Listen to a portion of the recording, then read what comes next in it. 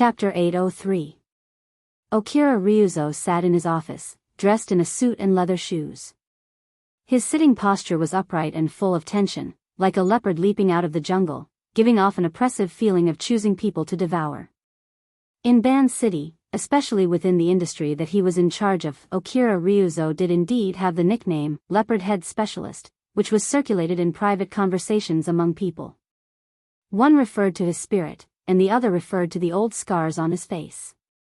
He did not mind this nickname, and he even intended to keep improving on this basis, because this was the medal of his many years in the field of ability users, and it was the symbol that he was most proud of.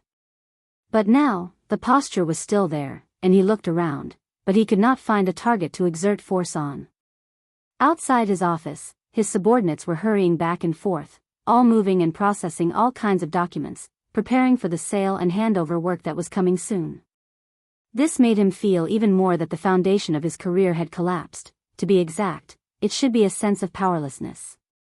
His real goal had always been there, but in the face of a behemoth like the Amaterasu cult, in the face of the extreme power of two extraordinaries, let alone an old leopard like him whose claws and teeth were blunt, even if the entire Great Marsh cult staked everything on one throw and fought with all their might, what was the point? More importantly, just the thought of this rebellious resistance made one feel uneasy.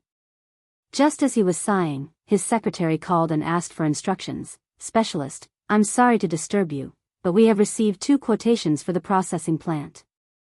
Okira Ryuzo's attitude was strict, and his fangs and claws finally had a place to exert force. "Is it necessary to disturb me for this kind of thing?" "I'm very sorry. Taijima, you have to fulfill your due responsibility. Don't repeat this information before the deadline for the quotations." "I'm sorry, Specialist, it's my problem." Secretary Taijima was panicking and repeatedly apologized with a trembling voice, very much in line with the image of a prey being hunted. She was also struggling to explain, but one of the quotations came from Director Jiang. She and some of the factory staff jointly submitted a quotation, and we did not consider this situation. Okira Ryuzo was very surprised, and temporarily let go of the poor Secretary Taijima. After hanging up the communication, he opened the quotation and looked at it carefully. The more he looked, the more he frowned. What is she doing here? Jiang Zhong, a female scientist with a strange name, was born in the wilderness. In name, she was the technical director of the processing plant for sale, but it was just a title. Her real job was the project manager of President Song Ping's private research institute, and the 2 jobs were actually unrelated.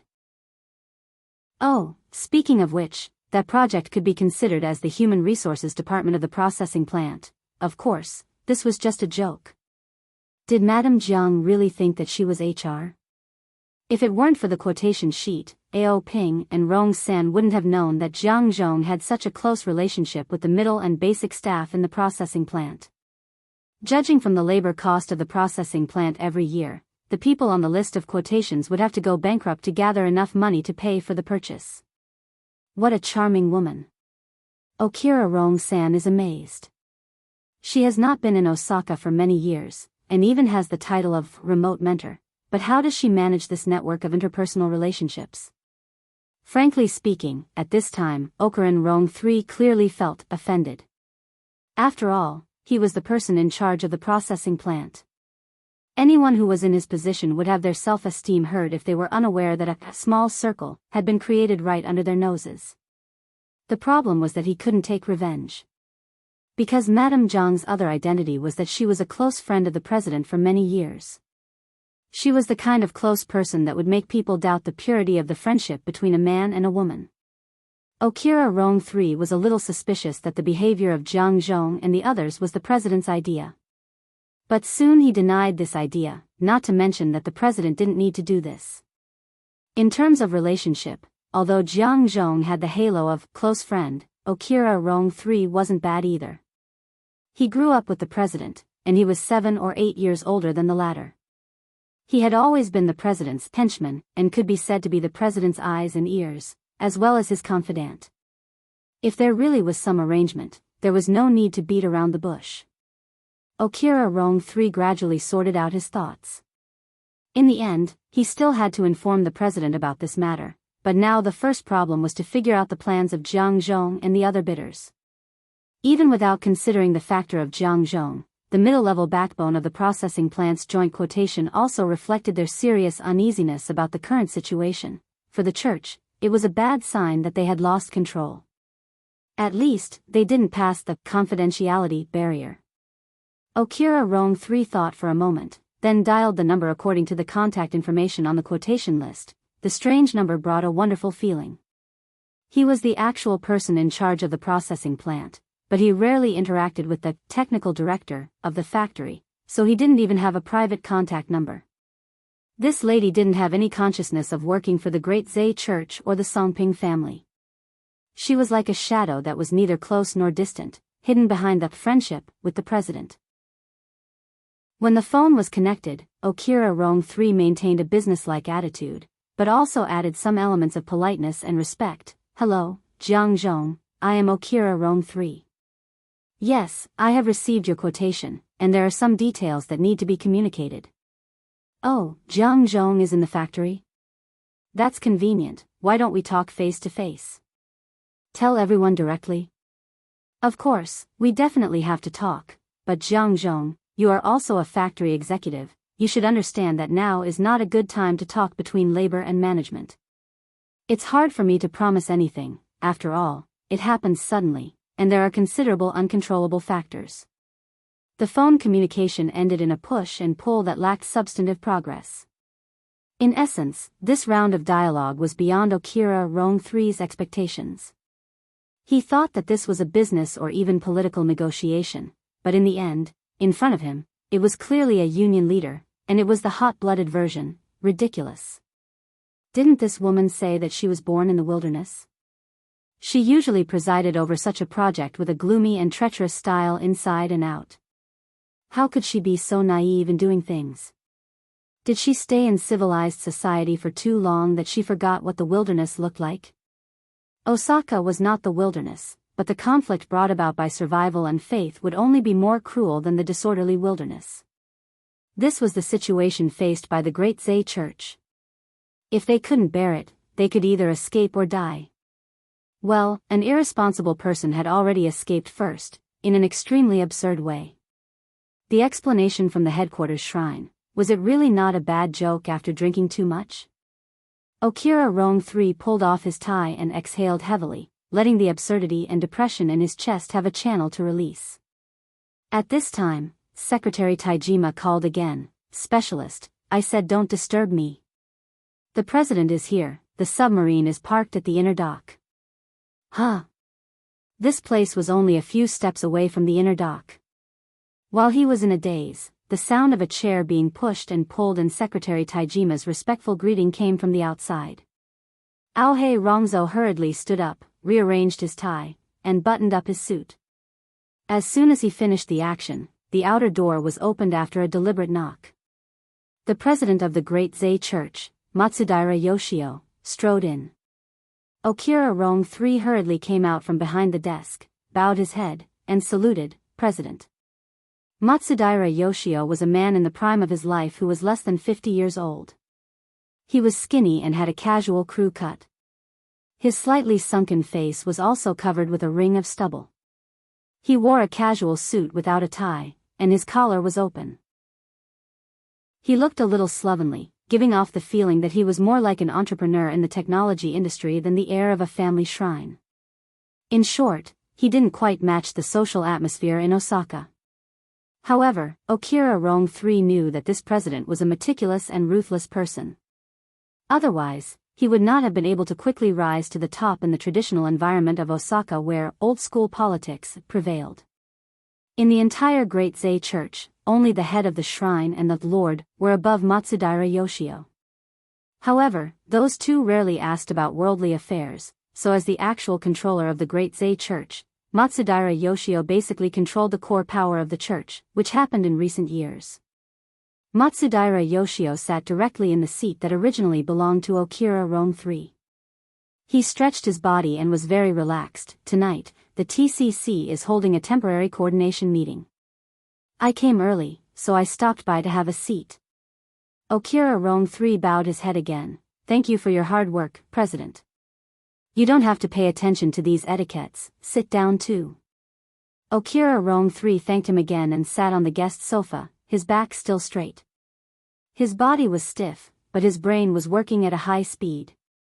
The TCC jumping out at this time gave people a very bad feeling. The so-called TCC referred to the Osaka Equal Trade Association. In essence, it was a coordination organization that was officially recognized by Osaka to connect legal enterprises and the gray areas such as vagrant exchanges. At present, it had basically become a platform for the organizations of the inner world in Osaka to obtain and coordinate interests. With the existence of the TCC in Osaka and the high and mighty Amaterasu Church, coupled with the numerous church organizations, the inner world's share of interests was greatly reduced. The ability user associations and the like had long been a mere figurehead. Basically, the size of the voice of the various forces in the world of Osaka could be more accurately reflected in the organizational structure of the TCC. The Great Zei Church was a member and director of the TCC, and had a certain degree of voice. However, that was only under normal circumstances. With the current situation in Osaka and the situation of the Great Zei Church, such a coordination meeting wouldn't turn into a censure meeting or something like that, right? Okura Rong 3 was quite worried. However, looking at Matsudaira Yoshio, this president who had only been in the position for a few years still maintained his usual demeanor. This made Okura Rong 3 admire him, but he also felt a little lucky. Could there be room for adjustment regarding the news about that lord? Okura Rong 3's mind was filled with thousands of thoughts, but in the end, it only took a few flashes of thought. On the other side, Matsudaira Yoshio had already started talking about the progress of the mission. Okura, you did a good job in raising funds. Currently, 17 million has been received, and the follow-up, in the next 3 days, we can guarantee another 20 to 30 million. However, a large amount of funds still needs to wait for the processing plant and other assets to be processed, which will take more than a week. A week, it's possible. Really? Are you sure the Great Zei Church can still continue until then? Okura Rong 3's heart surged with pessimism again. This emotion came so violently that it caused him to temporarily lose control. The question that had been coiled in his heart blurted out, President, is it really as the abbot said, that Lord left Osaka? Matsudaira Yoshio did not respond, but just looked up at him. His thin face did not fluctuate, and his eyes were very calm, but it inexplicably made people feel a chill in their hearts. Okura Rong 3 instantly bounced up from the sofa and bowed deeply. I'm sorry, President, I misspoke. Don't mind it, it's human nature for you to have such thoughts. Matsudaira Yoshio's voice brushed past the back of Okura Rong 3's head, and his tone was no different from when he first entered the door. President, it's a pity that there is no news correction at the shrine that can cheer people up. Lord did leave Osaka. Just last night, shortly after the Amaterasu Church's operation was suspended, he resolutely escaped and took the initiative to close the channel of communication. At present, all communication is one way. If they don't take the initiative, we can't contact them.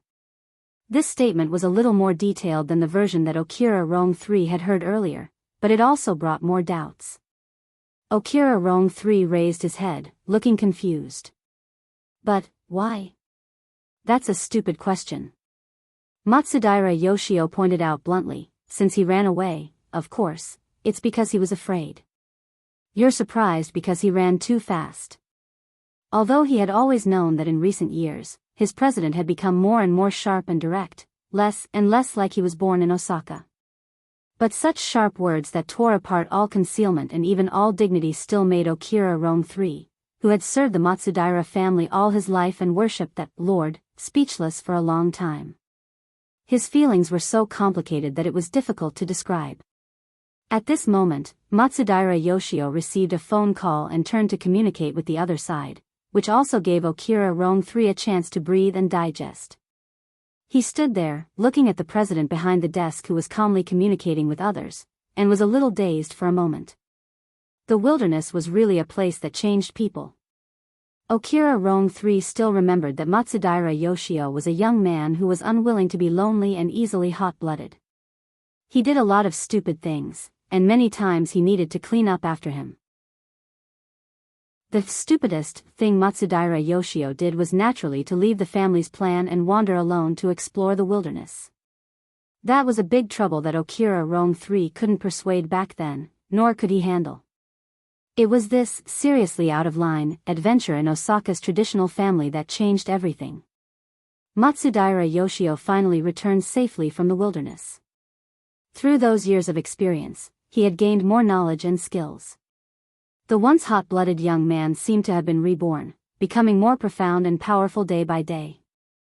But for a long time, he became a different person and was excluded from the core circle of the family. Okira Rong III suffered an even greater impact. Because of his dereliction of duty as a retainer, he wasted a long time. He struggled for many years in a frontline executive department like the Vanguard, and narrowly escaped death several times. But even so, Okira Rong III still insisted on his identity as a retainer, and stood firm in his position since he was young. For him, it didn't matter how many other changes there were. As long as Matsudaira Yoshio's trust in him remained unchanged, it was the best result. And that was the truth. Okira Rong III's perseverance paid off. After Matsudaira Yoshio took over, Okira Rong III's position within the order skyrocketed. In just a few years, he reached the position of a special director and became Matsudaira Yoshio's most trusted spokesperson. Oh my, looking back on the past, there was really a feeling that things remained the same, but people had changed. Perhaps as he grew older, similar emotions were inevitable. In the end, it was Matsudaira Yoshio who woke him up from his trance. After hanging up, Matsudaira Yoshio reported the latest news. At tonight's coordination meeting, the LCRF's commissioner will also be present. LCRF. Okira Rong III was really shocked. The LCRF was the endorsement agency of the world's most powerful tycoons, the Dream Fund of Immortality. In Osaka, where old-school politics prevailed, it had an extremely strong influence. At the same time, it was also one of the biggest financial backers of the Peace Trade Association. Every year, through this channel, it took away several times the amount of investment. Usually, the LCRF was more aloof, just like a normal investment company. But as long as they were personally involved, Okira Rong III quickly recalled the interest relationship between the Dazawa Society and the LCRF. Coupled with the restrictions of the Peace Trade Association, he knew that the three parties wanted to meet, and the context of the matter seemed to become clear. Is it because of the blood vessel platform? Oh, maybe. Then our laboratory, the Peace Trade Association, is just an outsourcing company. It's originally just a matter of looking at people. If the production line over there changes, it's normal for us to change. Matsudaira Yoshio's nonchalant performance made it difficult for Okira Rong III to make any further comments. After all, the blood vessel platform project was managed by the Dazawa Society, and most of it was managed by Matsudaira Yoshio's private laboratory. He didn't really understand. Speaking of private laboratories, Okira Rong III naturally thought of technical director Jiang Zhong. Regarding the offer, this was a good opportunity. President, I have something to report to you. It's about Ms. Zhang's offer. Offer? Behind the desk, Matsudaira Yoshio raised his eyebrows and looked straight at him. It was obvious that he was no longer in a state of nonchalance. Yes, Ms. Jiang and some middle-level and grassroots employees of the processing plant jointly proposed the intention to buy the processing plant. Occupant Rong III roughly introduced the offer and the previous simple communication. His attitude was very proper, without any personal emotions.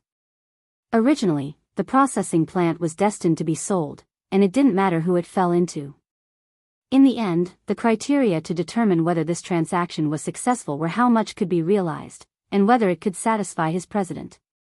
As for his own likes and dislikes, it was never a problem. Matsudaira Yoshio was not Okira Rong III, but Okira Rong III was Matsudaira Yoshio. This was his belief as always, and it was also his wisdom. Then, he saw his president smile, which was rare, so that's how it is. I understand. President? Maybe it's guilt, or maybe it's an anesthetic for self-redemption. She has always been naive. This was the first time Okira Rong III heard his president's evaluation of Jiang Zhong. Coincidentally, it was the same as his previous unspoken criticism. Of course, Okira Rong III wasn't naive enough to believe that the meaning of the two's words were completely the same. He quickly swept a glance at the smile on Matsudaira Yoshio's face, and he already knew what he should do. The newly purchased yacht soon welcomed its new owner, and the process was extremely smooth. The yacht went upstream from the Ohori River and advanced 20 kilometers into the depths of Beishan Lake. The yacht's functions were all normal, and the clamor of musical activities in this body of water was basically digested between the spacious water and sky. However, the journey to the next destination was much slower than expected. The problem lay with the new owner for this situation to occur. Luo Nan didn't express any opinion towards the replacement yacht, even though he hadn't had the time to modify the gentle wind layout of the lower deck living area. There was a clear difference from the previous yacht. For him, it was probably just a change of vehicle to sit and rest. Luo Nan, aside from the initial understanding of the latest situation in Ban City, placed all of his attention on the damaged monocle. Luo Nan said, "Let's first solve the current problem, then go find the corresponding materials." Then he spent a full 4 hours to repair the monocle to its original state.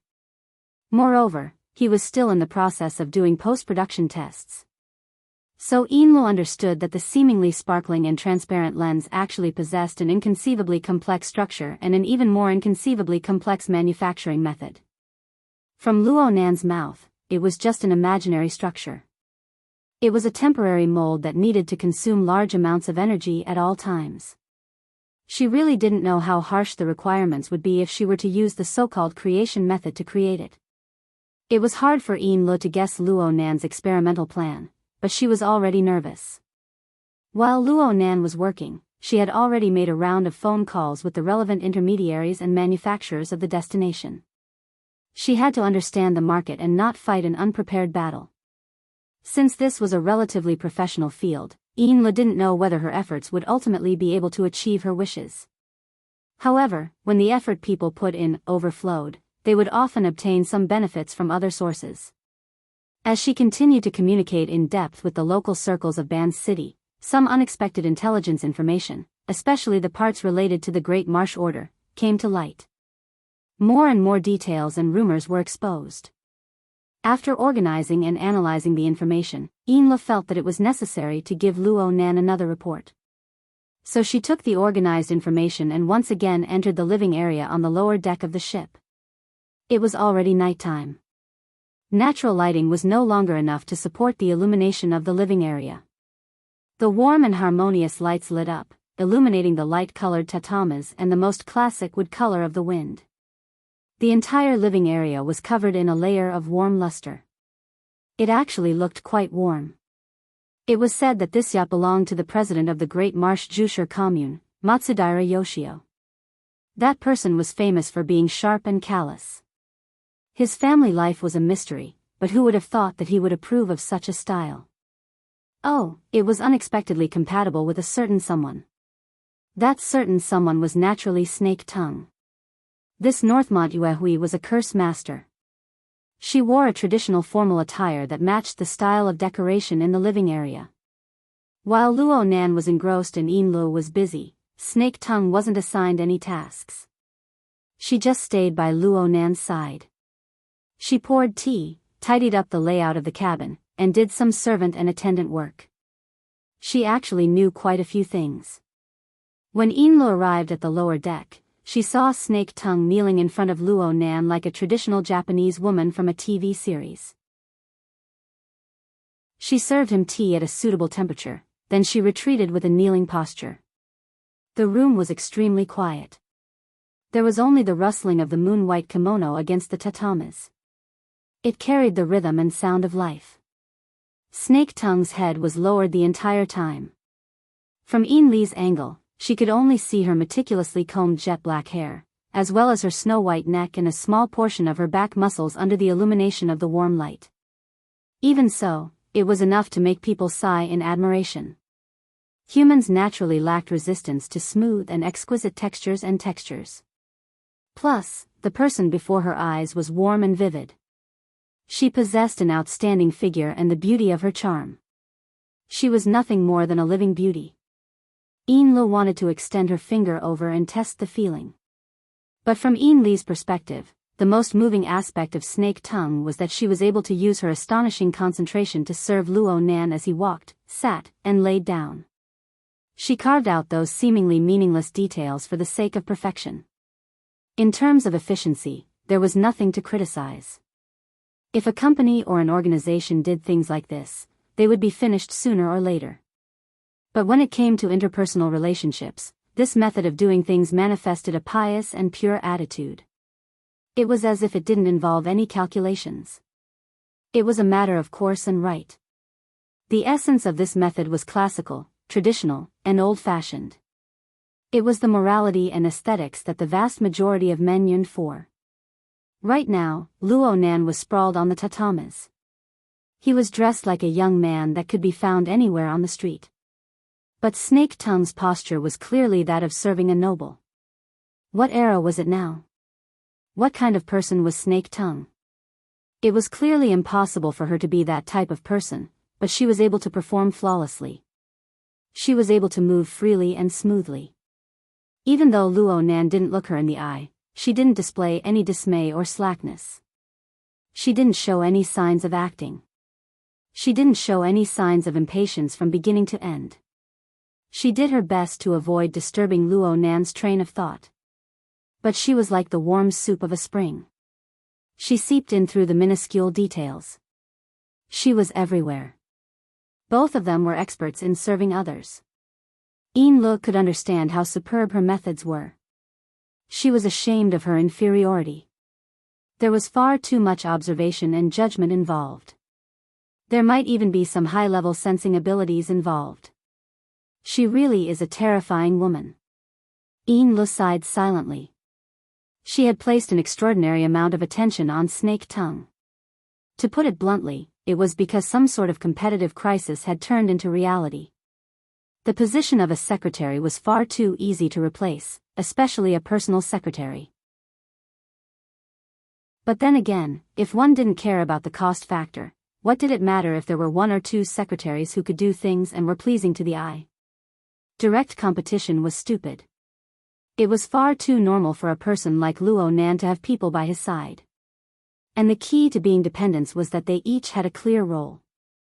At the very least, they had certain functions. The value of a secretary was to deal with problems for the boss, not to cause trouble. Yin-Lu was aware of this point when she became Mrs. Halder's secretary.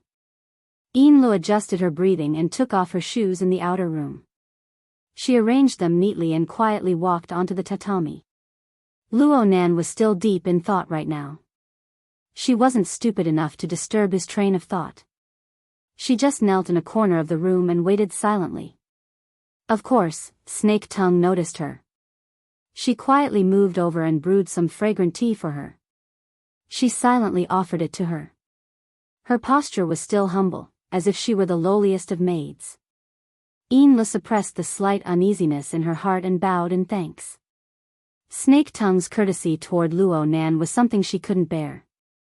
This sort of deliberate respect was perhaps the hidden edge of Snake Tongue. Time passed by in tranquility, second by second. Nearly 40 minutes passed by, and Luo Nan, who had been competing with the monocle floating in front of him all this time, finally let out a long sigh. Then he stretched his body. It was probably because he was more relaxed in the quiet space. He fell straight back and stretched his arms and legs properly on the tatami. His back rubbed against the tatami, and he wanted to do another roll.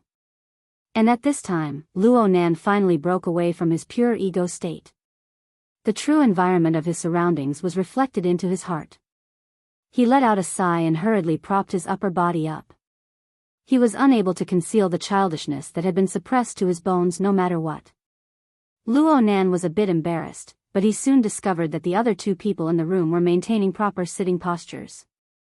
Their eyes were drooping and their eyebrows were lowered. They didn't speak or move. They were like two statues. Forget it. He would just pretend that they didn't see it. Luo Nan grinned and straightened his body. He pondered over what he should say. Snake Tongue, who was not far from him, walked forward on her knees. She arrived behind him and extended her hand to touch his shoulder. After a brief pause, she began to knead with a technique of appropriate weight. Luo Nan instinctively slumped his shoulders, but he didn't take the next step in the end. He turned his head to look at Snake Tongue. This Kursmancer, who was well known in the industry, was a dignified B-rank expert. Her expression was tranquil. She didn't say anything at all. She just concentrated on the tapping and kneading of her palms. It was as if everything was natural and right. Well, her technique was quite good. At least Luo Nan, who lacked experience in this field, felt quite comfortable. This was the case from his body to his mind. Luo Nan possessed the ability to pry into the desires of the human heart and control the mind and soul. But at this moment, he discovered that all of the fundamental changes didn't need external help. They all came from himself. Unknowingly, it was as if a layer of cushion had been placed in the bottom of his heart. Or perhaps it was some sort of stepping stone. He easily and skillfully stepped into a mental zone that he had never set foot in before. Perhaps he had observed and imagined from the outside before. He had a bit of unspoken yearning, but he had never experienced it with his own body like he did now. His heart was filled with a feeling that it was natural and right. The structure of the format pyramid, the authority of the closed system, and more directly, his absolute control over Snake Tongue determined the current state and structure. He could accept it. He could call a halt. But no matter what, he possessed the absolute right to choose. Calling a halt. It was quite comfortable. Why did he have to stop? A smile naturally overflowed from the corner of Luo Nan's lips. His body slightly swayed under Snake Tongue's perfect technique. His throat was tainted with a bit of a lazy rhythm. Tell me. What's the new situation? What a warm pool of living water. Enla maintained her lowered posture, but her mind was in a trance. Luckily, the tempo of the atmosphere in the room had completely relaxed. Her absent-mindedness wasn't obvious, and she quickly came back to her senses and responded. Sir, there's information that the Great Zay Order is hastily liquidating their assets because the dark dragon god they worship has escaped. Chapter 804. Dark Dragon God? Luo Nan blinked. What's that? This is one of the water gods in the traditional myths of Ban City. Is there a supernatural god in Sokka? I remember that after the era of distortion, the conversion rate of the various civilizations and religions was very impressive. Hiss, I can use a little more strength on my spine. Snake Tongue remained silent. She just responded with more strength. She needed to satisfy Luo Nan. At the same time, she was quietly observing Luo Nan. After all, this was the first time she had been in contact with Luo Nan for a long time in the real world. She was close to the truest image of Luo Nan. She was very different from the oppressive force of the powerful ruler of the cloud world. She needed to experience, combine, and revise. Luo Nan was able to sense the intent of this secret observation, and he let Snake Tongue do it. He enjoyed Snake Tongue's service very much, but this didn't mean that he would put on the stinky airs of a superior. If he liked it, then he liked it. If he was comfortable, then he was comfortable. Similarly, when it came to intellectual information, if he didn't know it, then he didn't know it. If he was interested, then he was interested. Under Luo Nan's lead, Enlu unconsciously entered the role of a teacher. In any case, she had done her homework beforehand. She opened the virtual workspace and displayed the collected information. She highlighted the key points. This involves the root of the supernatural power of the church's shrines in Osaka. According to the Shinto tradition of Osaka City, the Ozawa Shrine was not the main shrine that worshipped the dark dragon god.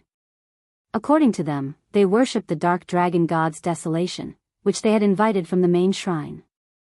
It represented the god's violent and brave form, probably similar to the evil doppelganger. So, to be exact, the dark dragon god Desolate Soul has a different appearance and godly power from the dark dragon god in the legends. This difference is very important. Sakura City's Shinto tradition was rather complicated. Enlu only gave a brief introduction, and that wasn't the main point. She switched the interface again, and in the virtual workspace, a comparison chart of the gods she worshipped appeared at the right time. The dark dragon god was a more traditional image of an ancient dragon of the east. There were some changes, but it was still acceptable. But the appearance of famine on the other side was more absurd. Oh, what? What shocked Luo Nan was a rather malevolent monster. Its overall silhouette looked like that of a water buffalo, but its four limbs were more like the limbs of an insect. They were sharp and twisted. Its body was crouching low, and its posture was more like that of a spider.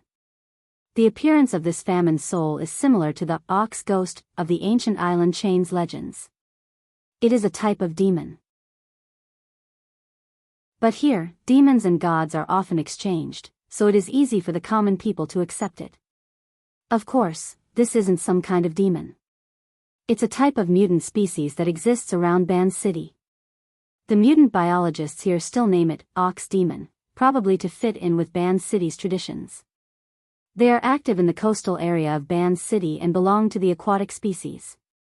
However, they often follow the river to the northern mountains to hunt. Most of them come and go alone. They have a large range of activities and are very dangerous. Mutants and deities, sounds familiar. Luo Nan felt that this part was a bit familiar. He gently shook his head under Snake Tongue's kneading as he searched through his memories. Oh right. Sister Yuain told me about it before. It was a series of general knowledge classes arranged by the Xia City branch shortly after he entered the inner world circle. Yuain was talking about the world order in and out of the psychic wave network. The main content was about the distribution of power between the inner world and the mortal world, as well as the series of bright and dark rules during operation. He did mention a few things about the situation in Bancheng. Enlu stopped. Then. Keep talking. Keep talking. Especially about the mutual achievement between mutants and deities. It should be this. I've pretty much forgotten about it. Yes. Enlu took a deep breath. She made slight adjustments according to Luo Nan's demarcated scope and continued her explanation. The background of the so-called mutual achievement is this: after the arrival of the era of mutants, Bancheng was built upon the ruins. It became the only large-scale city on the archipelago, and it basically inherited the culture of the archipelago. However, a few years before the appearance of supernatural powers, the tradition of the divine path didn't seem to possess the soil to produce mortal powers. This continued until a certain ability user who came from a traditional shrine and possessed an extreme factor of madness did an inconceivable experiment. Of course, it was possible that his mind had suddenly gone insane. He used the god's sacrifice ritual to directly connect his own deity with a powerful mutant that was wreaking havoc around the archipelago at the time. He prostrated himself in worship. And the connection was truly realized. He received feedback, forming a sort of symbiotic relationship. Because of this, many of the secular clergy members of that shrine became ability users in a single leap. No matter how absurd the cause was, in the end, it opened a door to the extraordinary level for the traditional power of the divine path in Bancheng. Admittedly, the era of mutants was a place where demons danced wildly, but it was more in line with the tradition of the divine path, which had always had faith in animism. Mountains, rocks, plants, birds, beasts, and even the resentment of souls could all become spirits and monsters. There was a foundation for the masses. There was a foundation of faith from over 100 million people. There was substantial feedback from supernatural powers. It was reasonable for this system to grow larger and stronger. Thus, the surrounding orders of Bancheng flourished greatly. All kinds of shrines were erected in great numbers, becoming the famous city of myriad gods. Luo Nan nodded his head over and over as he listened. Now I remember. Mutant birds, beasts, plants, and trees were used as deities. They should be used as the sustenance of a specific collection of imagination.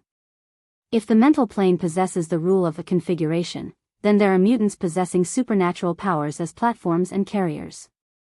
It is possible to realize a leap from 0 to 1. Therefore, as long as the basic conditions are met, the forms of supernatural powers are very flexible. Mr. is right. Enlu agreed and continued speaking. It's just that the system of the divine path of banishing also has an enormous flaw. Those so-called gods were still aberrations at the root. Most of them have yet to be rid of their wild nature. Some are muddle-headed, while others are sinister and savage. It isn't easy to consecrate them and use them for a long period of time. Some small orders, such as the Temo Shrine, often suffer backlash because of this. Their system collapses. The shrine that was the first to eat crabs has long since been annihilated and forgotten. Although there are many orders in Bansheng, only the Amaterasu order has truly become popular. It isn't the traditional path of the divine path. Luo Nan laughed. The Blood Flame Order was an ideal order. They had their own sense of superiority. It was normal for them to not be used to the wild zen of Bansheng. The three great secret orders, the Order of Justice, the Amaterasu Order, and the Eye of Secret Contract, had never given their position of deity to others. The Order of Justice was considered the most special. They possessed the factor of worshipping holy objects, but they also carried out the concept of complete logic. They used pure rules as a key link, and they possessed the ability to materialize. Creating something out of nothing seemed illusory, but it was actually the most stable. Luo Nan suddenly thought of something.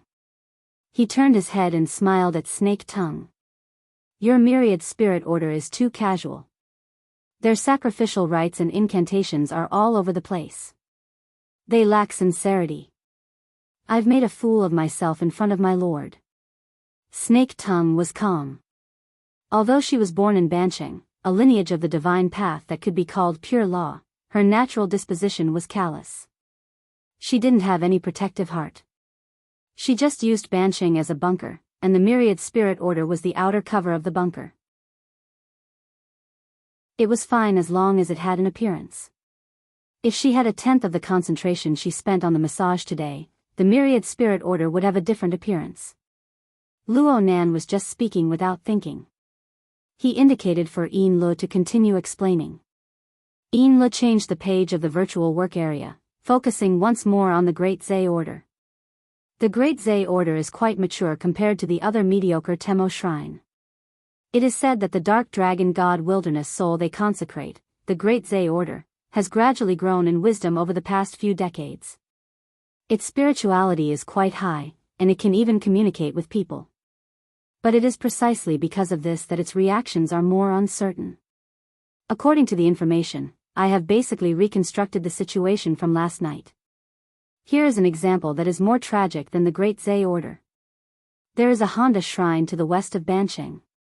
It belongs to the Temo Shrine, a branch of a branch. It mainly consecrates the leech child god and its soul. Its influence is small. It is this leech child god's avatar that was hijacked by the Amaterasu order last night. The entire order system collapsed in an instant, and 3 priests of various levels died on the spot. This is the first confirmed victim of the Amaterasu order's operation this time. But basically no one has mentioned it. The 2 shrines of Honda and Great Zay have always been publicly recognized as having a close relationship. It is extremely likely that the dark dragon god Wilderness Soul was frightened by the unforeseen event at Honda Shrine. It left Bansheng far away, and no one knows where it fled to. Luo Nan furrowed his brows. So the Great Zay Order sold off a large amount of assets to flee with their own god. Is there something wrong with this? Yes. I feel that this decision was made too hastily. Enlu focused the information page on a certain man who looked very casual and confident. The number 2 figure of the Great Zay Order is Matsudaira Yoshio, who currently presides over the affairs of the order. It is said that he is a very shrewd person. He has been doing very well in Bansheng these past few years. It is hard to imagine that he would sell off his assets in such a hurry.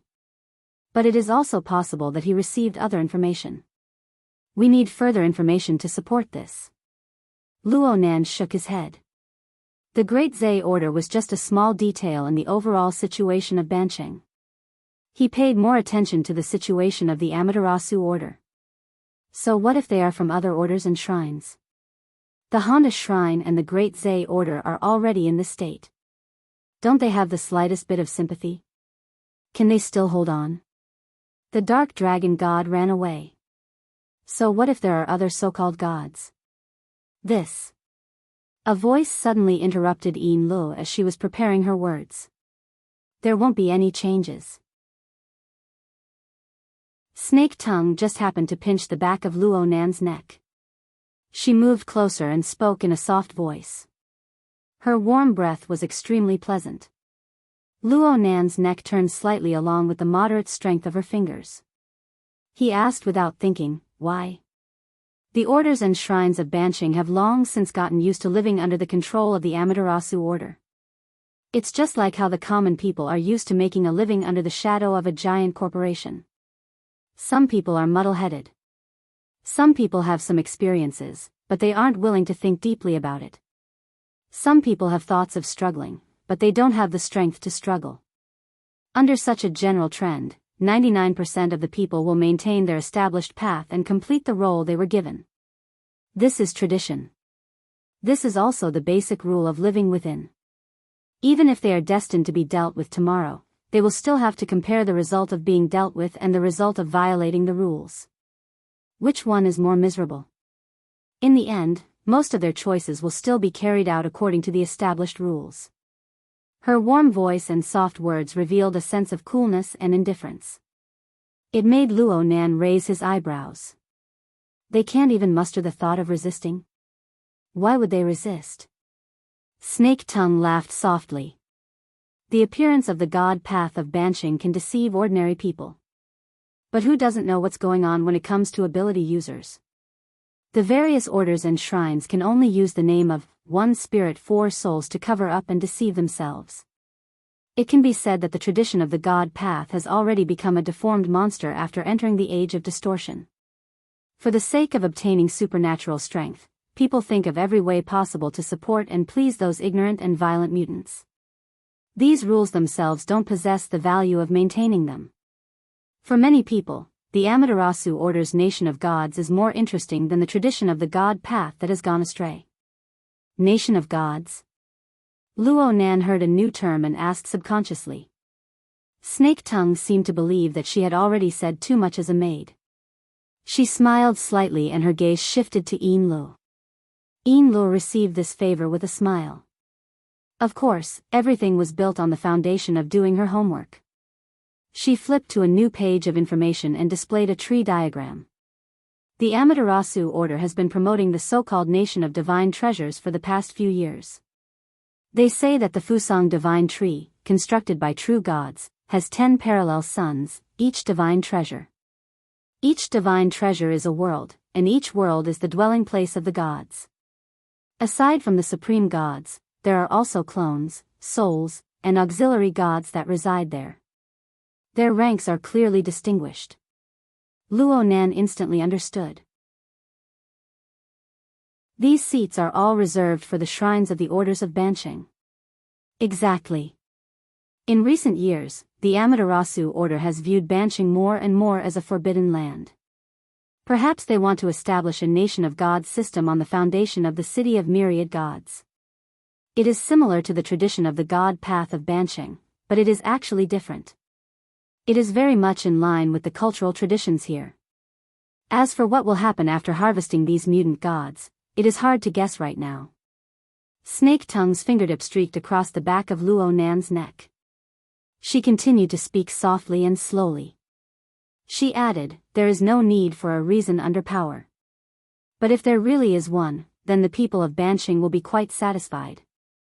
So it's like this. Luo Nan responded with a single sound.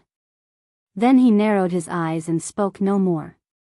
It seemed that he was pondering, but it also seemed that he was simply enjoying Snake Tongue's technique. His mind was absent-minded, and he didn't know where to go.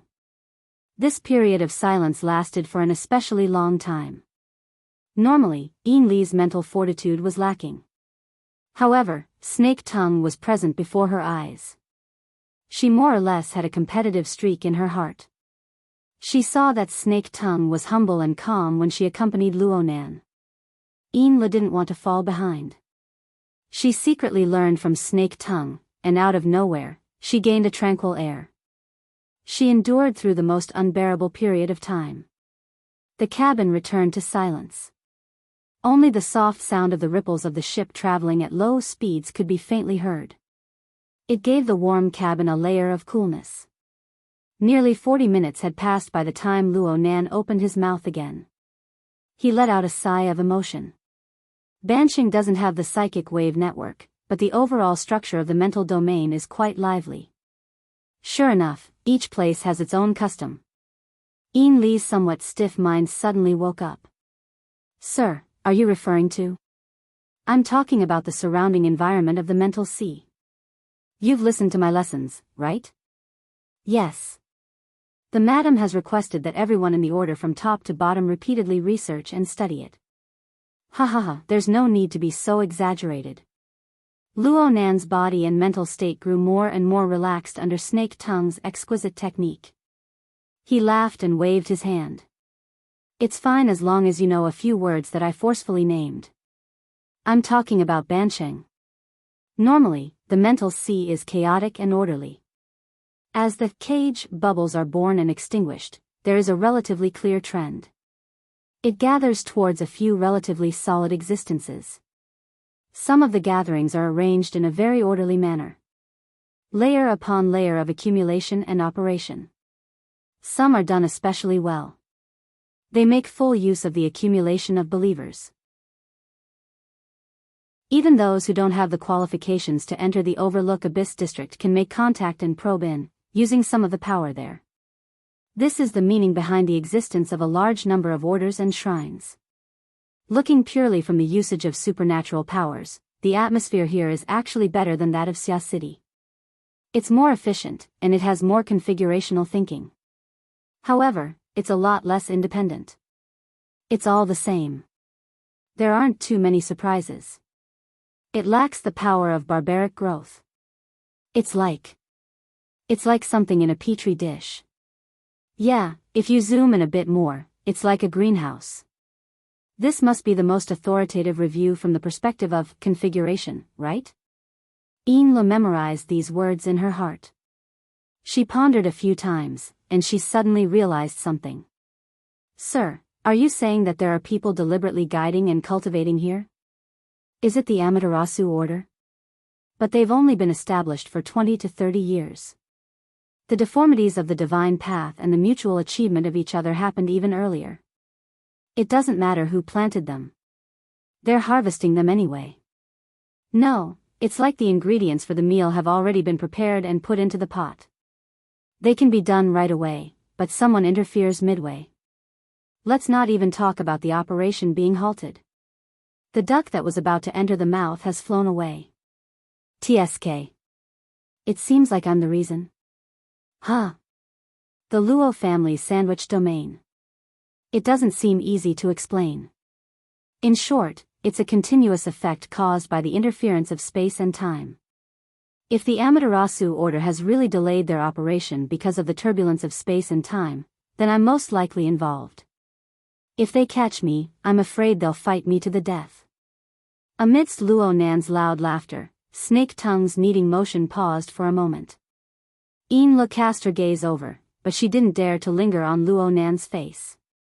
She just met Snake Tongue's gaze, and she looked away at the same time. At this moment, Inli's heartbeat sped up. It was as if there was a line of sight shining over from the Amaterasu Pure Land in the outer seas of Ban City. No matter what the situation was, going against extraordinaries would never make things easy for them. However, Inlo recalled the miraculous movie viewing experience she had a few days ago. The extremely close angle of view caused her to have a sort of misconception. Actually, I've done it with extraordinaries a long time ago. Her taut mind suddenly relaxed. She raised her head and saw Snake Tongue calmly and peacefully continuing her massage. What a shrewd woman. Inla didn't want to fall behind. At the very least, she couldn't lose to Snake Tongue. She controlled her emotions, and her train of thought gradually became clear. She took the initiative to open her mouth and ask. Mr. Luo said in his lecture that contact is invasion in the sea of consciousness. We don't dare to make wild guesses about Mr. Luo's realm. However, Ban City is the headquarters of the Amaterasu Order. Can the mental senses of those two extraordinaries probe and search? It's basically impossible right now because it's chaotic enough. Luo Nan twisted his neck, but it caused the muscles and bones of the lower half of his body to make faint sounds. His muscles, bones, and skin constantly adjusted their positions and states, gradually matching the changes of the Luo clan sandwich domain. Speaking of which, Snake Tongue's massage technique was truly brilliant. After a new round of imbalance between body and soul, it was quite rare to see such smooth fine adjustments that didn't require extra effort. It was as if something that had always been missing had been filled up. A distorted link had been unraveled, even if it was only a temporary phenomenon. Soon, the chaos in the overall structure of the domain masked these changes. Luo Nan's sandwich domain was in a state of conflict and interference at all times. In terms of degree, it was far more serious than when he was bedridden due to a serious illness. It was just that he already understood the technique of diverting disaster. Plus, his foundation was solid, and the expanded space of his domain was sufficiently vast. The layered laws were complex and flexible. Only then did he have the leeway to buffer the changes. He didn't dig himself in. Right now, it was quite difficult to completely straighten things out. He had to expend a great deal of energy to adjust dynamically from time to time. If someone from the outside came over, they would probably be taken into outer space by the chaotic structure of space and time. It was no wonder that the Amaterasu Order wanted to stop. The space-time environment of Ban City, the environment of the Mental Sea, and the environment of the Abyss region weren't obvious on the whole. But Luo Nan had messed up the details, causing the variables to increase dramatically. No one wanted to suddenly cut off the fire and air while they were cooking soup. Then a cockroach would jump out of nowhere. Under normal circumstances, even if there were 10 extraordinaries gathered together, this sort of situation wouldn't occur. From the standpoint of the Amaterasu Order, Luo Nan would certainly suspect that someone was purposely causing trouble. It really wasn't on purpose. I can't return to Xia City for some time before I take care of this. Otherwise, I'll be confessing without being pressed. This is a headache. Luo Nan had yet to find a new and relatively stable body and soul coupling mode. This interference effect of messing up the state of space and time would not disappear. From this perspective, it would be good if the Amaterasu Order could find him. He could communicate with them and sort out the messy structure clearly. The more Luo Nan thought about it, the more absurd it became. He unconsciously laughed.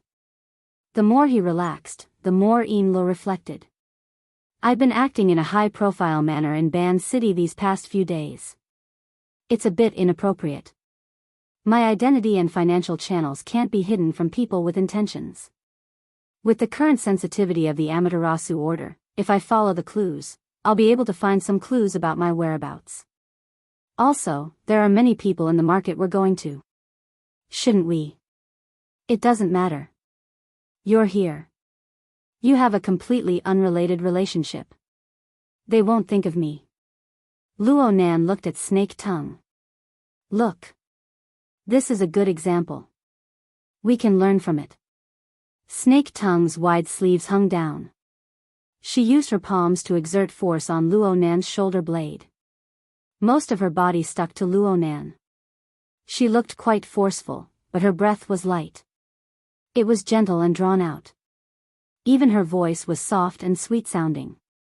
It's nothing more than a plot made by relying on the yarn of concealment. It's just a small trick. It can't enter your discerning eyes. But right now you need to deceive people. Why don't you take this object? What a pretentious fox. Yin Li's eyes drooped as she cursed silently. Then she heard Luo Nan respond with a careless tone. There's no need. But I can study it and learn from it. After coming back, the only thing worth analyzing with the lens is the 2 scarves you're wearing. Oh, you still haven't connected them together? I've tried a few times. The two seem to be made by nature. I can't find a place to start. That's normal. I've done a rough study before. The structure of these two scarves is special. The materials are special. The manufacturing method is special as well. It's a strange object that truly possesses the level of creation. Luo Nan naturally compared the equipment on his body. The biochemical reactor that he had just snatched a few days ago was a defective product. Its functions were different as well. It was hard to make a direct comparison, but from the blueprints stored in the virtual brain system, Luo Nan could tell that Luo Nan's technology was robust and that the manufacturing was precise. Luo Nan's ingenious design seemed to be inferior in some aspects. The divine binding hoop he obtained from Jin Tong was roughly at this level as well. Only the external neuron, which carried the virtual brain system, was a notch higher in terms of unpredictability. Of course, this was just the opinion of a rookie who had just begun learning creation. He needed to conduct in-depth research before he could come to a conclusion. His thoughts reached this point, and the monocle appeared out of thin air. It stuck to Luo Nan's left eye. Actually, this wasn't a necessary step to use it, but didn't life need a bit of a sense of ritual? Specific small movements could help the user carry out psychological suggestions, allowing them to concentrate their mind more effectively. At the same time, it could also affect the target. Just like Snake Tongue right now. Due to Luo Nan's direct gaze and the influence of the refracted light, her phantom image was reflected on the lens of the monocle. It interweaved with the color of Luo Nan's pupils, forming a treacherous silhouette of light and shadow. There was clearly an unexplainable and irresistible power swirling within. Snake Tongue wanted to lower her head and avoid Luo Nan's gaze completely out of instinct. But in the next second, her lower jaw tightened slightly. Luo Nan had actually pinched it with his fingers. She was unable to lower it by even a bit. Then there was a force that stretched forward. Snake Tongue subconsciously let out a light cry. She was forced to raise her chin and move a few centimeters forward on her knees. The production of this movement was very abrupt, but it was also very normal. The distance between the two was very close, but one was in front and one was behind. Luo Nan needed to turn his head to look. The angle wasn't comfortable, so he naturally had to adjust after pinching Snake Tongue's chin. Fortunately, Snake Tongue's body was soft. She was like a beautiful snake wrapped in a kimono. She stuck to Luo Nan's back, arms, and knees, twisting over bit by bit. Her arms were barely able to support herself on the tatami, and she maintained a kneeling posture. Finally, she faced Luo Nan face to face. The distance between the two grew even closer. It was so close that it was extremely ambiguous for a man and a woman. Luo Nan should feel uncomfortable. At least, he thought he would feel like this. Thought. It was this thought that proved that Luo Nan's current state of mind was different from before. In the past, Luo Nan's mind was basically free of distracting thoughts when he was conducting research and exploration. 1 was 1. 2 was 2. There was no room for other elements to intervene. But this time, his mind wasn't too pure. Snake Tongue's humble and intimate movements caused subtle changes in his mind. This continued for several dozen minutes. Luo Nan believed that he had gotten used to it, but a slight change in angle was actually able to bring about a whole new level of stimulation. A single excessive movement or even thought brought about a chain reaction. Luo Nan didn't have any decent analysis in his mind for a short period of time after Snake Tongue finished adjusting her posture. Instead, he received daily information from Xia Junping and his group of bad friends, which was exclusive to men, and it surged into his mind. It could be said without hiding anything that Luo Nan had similar thoughts in the past when he faced Cat Eyes, Zhang Yingying, and even He Yueyin. It was just that this was a normal physiological and psychological reaction. As long as he considered their friendship and mutual respect, he wouldn't think further down the line. If he had a sense of morality, a sense of shame, or something like that, then perhaps it would be useful. But Snake Tongue was different. She had a completely subdued posture. She used to be his enemy. She had an irreversible difference in status within the system. Luo Nan had never come into contact with the opposite sex in reality. Moreover, he didn't feel any pressure to communicate with her, so there was a subtle feeling of unreality. She was clearly a lively and fragrant woman, but she was like a character in a movie or a character in a game. She conformed to the aesthetic, but she didn't conform to the psychological reality. However, Snake Tongue was real. His fingers were still pinching Snake Tongue's lower jaw. There were a few minute movements as he gently stroked her smooth skin, experiencing the texture and contours of her skin and bones. There were some false elements of the effects of the muslin of concealment, but this wasn't the main point. The main point was that this method directly probed into the depths of Snake Tongue's heart. There was also the subtle feedback. Luo Nan was able to capture Snake Tongue's immediate psychological reaction. She was subdued, humble, and a deeper layer of fear and awareness. All of this was mixed together under her docile attitude. From beginning to end, it was as if she was a dense warm mist of water vapor. She silently endured everything, and she naturally dispelled the necessary reaction force. It doesn't matter what I do, she won't refuse. Yin Lu won't stop me. Right now, she was in a very awkward situation. She was in a dilemma. She and the others have considered the problems and made preparations far more than I have. Luo Nan had always been a sharp person. He just didn't ponder deeper into things. He didn't waste his thoughts and energy. But right now, there were some thoughts and thoughts deep within his heart. They were like a primeval forest after a heavy rain. Plants and vines wildly grew and spread. Right now, Luo Nan didn't know what kind of expression he should display.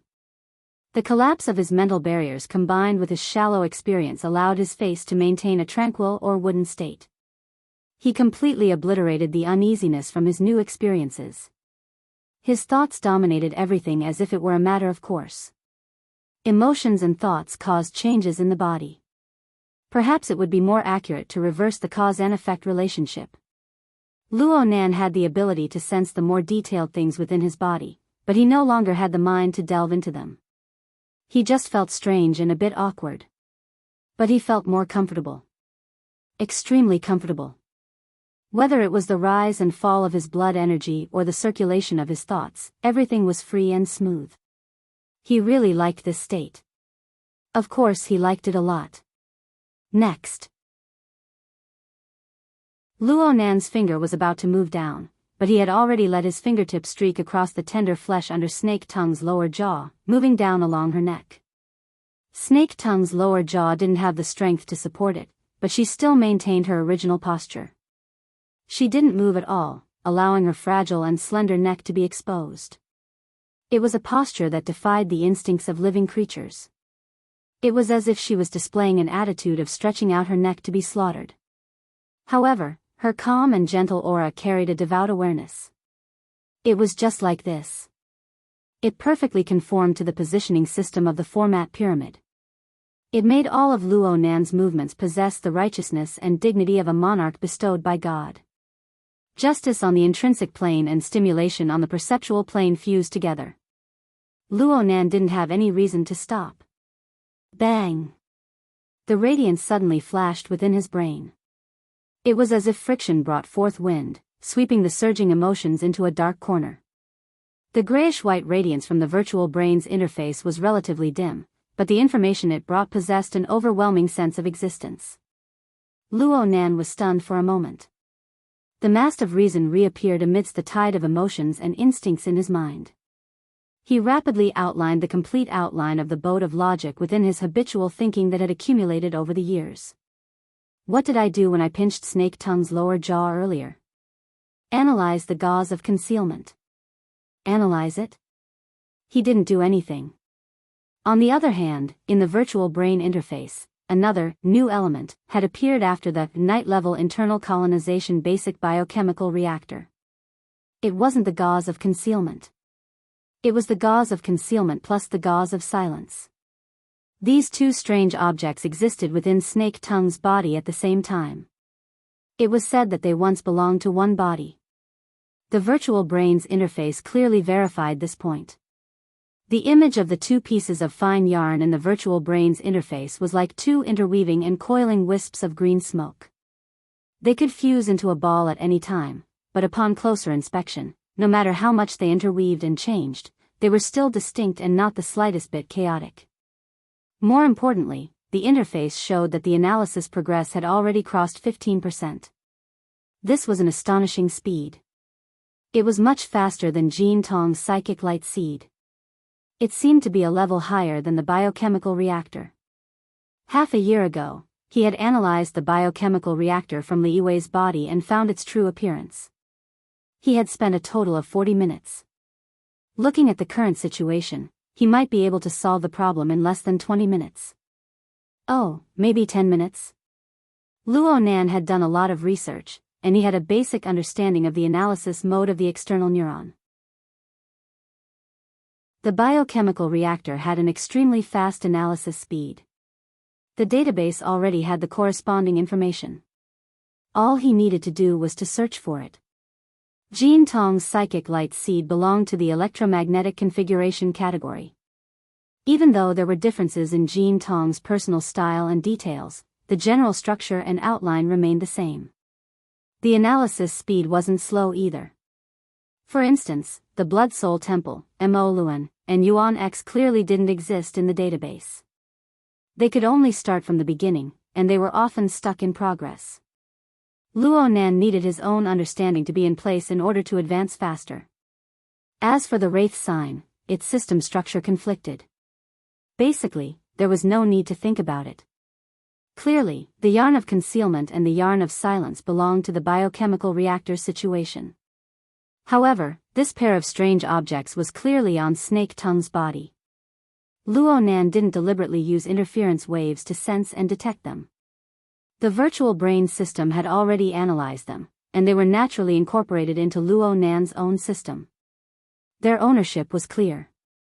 This is because Snake Tongue has already been captured by me. She has entered the great production line of formatting theory. She is a believer, so she belongs to me by default. Even the treasures on her body are mine? This way of thinking was pretty good. It was in line with the inclination of the human heart. Luo Nan no longer had any further thoughts. The rapid progress of the analysis was urging him to get down to business. If he were to continue, his thoughts would go crooked. He let out a silent sigh and pulled his hand back. It's fine. Snake Tongue finally revealed an astonished expression. Yin Lu, who was kneeling far away, was the same. The emotions in their hearts were much more complicated than their outward expressions. I can see it just by being here. Luo Nan gave a careless explanation. This explanation was nonsense, and the awkwardness that had disappeared all this time finally seeped out. He didn't really like this feeling. He let out a low cough and furrowed his brows. We need to do research today. We definitely won't be going to the market. Let's talk about it tomorrow. Yes. Yin Lu and Snake Tongue responded as one. Their tacit understanding was complete. But what should they do next? How should they spend the night? These two extremely scheming women were at a loss for a time. Luo Nan didn't have these worries because the virtual brain interface lit up with a red warning light at this moment. A pop-up window that had not appeared for a long time jumped out. Back when Luo Nan first came into contact with the virtual brain system, the continuous pop-up windows gave Luo Nan a certain psychological shadow. He deliberately changed the settings after he gained a basic understanding of the system. There was only one pop-up window right now, and it was just a string of flowing information. It was the language of a mysterious and unknown civilization. These words had already become the core of Luo Nan's formatting theory system. The general meaning of these words was already clear: target architecture analysis complete. Corresponding data exists in the database. Establishing file index. Heaven Abyss Code *********. Heaven Stairway Level 4. Specialized Spirit Core Production for Lamination Interference. Designer. Name, XX. Internal information. not public. Chapter 805. TSK, it was true. The muslin of concealment and the muslin of silence were both products of a mysterious civilization. They were of the same origin as the divine binding hoop. However, the shape was more or less outside of Luo Nan's expectations. This sort of fabric-type object could be considered a spirit core. Though Luo Nan could borrow the marvelous power of the secret glyph to make wild guesses, his foundation was lacking in the end. He really could not understand the series of coding rules and characters on it. However, he could faintly understand the meaning of the name of the designer and the person who named it. According to the concepts of Earth, the first character roughly had the meaning of pillar or pillar. The second character felt like it had the meaning of seclusion or a house. How did he translate it? Liang. Liang Yin. Beam House. Liang Lu. That's it. It was more pleasing to the eye to translate it to Liang Lu. Luo Nan felt a sense of accomplishment as a translator, but this feeling soon vanished like smoke in a puff of smoke. It didn't matter what he translated this person's name into, and it didn't matter who Liang Lu was. The rapid analysis progress suddenly came to a halt when this piece of information appeared. The index had been established, and the direction was very clear. However, the corresponding information could not be opened at all. Luo Nan obviously noticed the words non-public, but he didn't think much of it in the beginning. After all, the external neuron was in his hands. What did it matter if it was internal or not? It looked like the situation was not simple at all. The progress stopped for approximately half a minute. Probably because the internal logic had taken a detour, a new round of information finally appeared in the window. Warning. Search content exceeds basic database access. The system has automatically initiated access detection procedures. Luo Nan's eyelids twitched twice. He captured the words access, detection, and so on. He instinctively had a bad premonition. He subconsciously consoled himself. The more restricted the information was, the more precious it should be, right? The virtual brain system followed the established settings strictly. Conducting core configuration nature detection.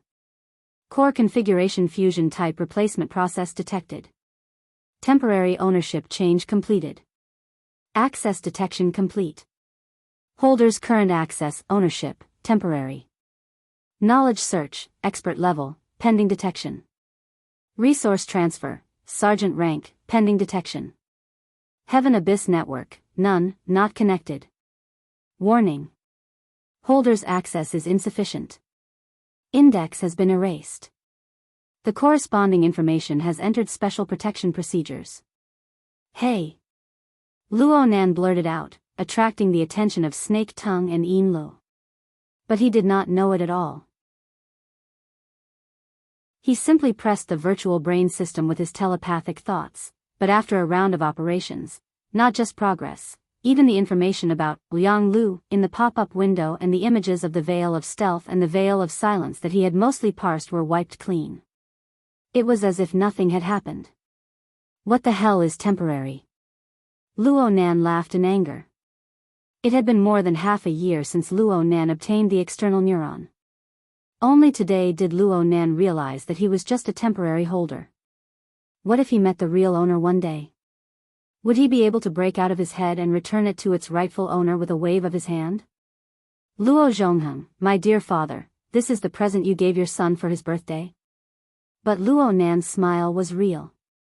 The external neuron was not impressive, and so was the virtual brain system. However, it was exactly because they were impressive that they appeared too profound and mysterious. The knowledge contained in it seemed like he would never be able to finish studying it in his lifetime. Luo Nan worked extremely hard, but even though he swallowed and digested the information inside in large gulps, the water level didn't seem to drop at all. He was still unable to find traces that belonged exclusively to his parents and grandfather. And now, the sudden restriction had caused him some trouble, but it also indicated a certain trend. Luo Nan touched the core portion of the external neuron. He had inadvertently touched upon clues and directions. How about I do it all over again? Luo Nan's thoughts wandered through the virtual brain's interface, which had already been cleaned by the special protection program. He absolutely didn't mind doing a few more rounds of testing. In this sort of situation, let alone a few rounds, he would be happy to go through a few hundred rounds. The external neuron was more direct than he imagined. A new pop-up window popped up in the next second. Its priority had already exceeded the system settings that Luo Nan had specially modified. This was because it carried a must-do option. Do you want to start the confirmation and review process? Review? This word was quite tyrannical. Could it be that the translation was the fault of the system? The smile on Luo Nan's lips became even more obvious. Even if the system gave him the opportunity to choose yes or no, he only had one path. He had to dig out the secrets of the external neuron. He had to trace the past of his grandfather, his parents, and the one who might have died, but there was still a faint hope. He couldn't say it. It wouldn't work if he said it. Luo Nan forcefully severed his thoughts and took a deep breath. The flexible e-ink screen, the external neuron, the virtual brain system. He proceeded layer by layer. What would come next? He stabbed his mind and directly chose yes. The virtual brain's interface's stagnant state completely shattered, and the information window refreshed once more. Confirmation and review process initiated. The owner's genetic data has not been entered into the database. Automatically transferred to the 100-year sequence. The general education level testing system has been activated. Results have been queried. Results are being entered. Hold on. Results? When did I ever answer a test? That's not right. I answered it, but it was clearly marked with the word simulation. It was used for practice. Clearly, the virtual brain system and the confirmation and review process would not wait for him. They would not listen to his explanation. The results of the evaluation came out half a second later. Cultural Department. Results, none. Results, none. Results, none. Results, none. Direct Teachings Department. Specialization in the Configuration Department. Level 1 in the Creation Department. Overall results do not pass. Luo Nan's heart sank. The information refreshed once more.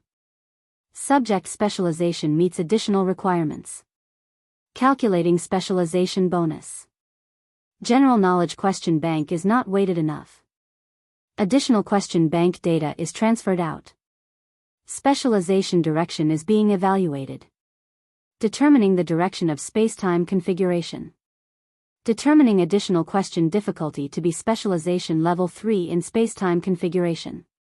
Can be lowered to specialization level 2. Can be raised to heaven's stairway level 1. Selecting questions. He really had to take the test. Luo Nan gulped. He was a bit nervous. If he was not mistaken, generic, specialist, and stairway to heaven were the levels of knowledge in this mysterious civilization. The system also had the rank of petty officer. It looked like it was a judgment of social authority. It was similar to the SCA of Earth.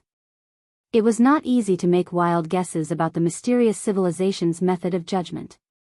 But on the SCA's side, once one's authority level was set, one would need to spend a large amount of money to obtain victory through pure capital and power.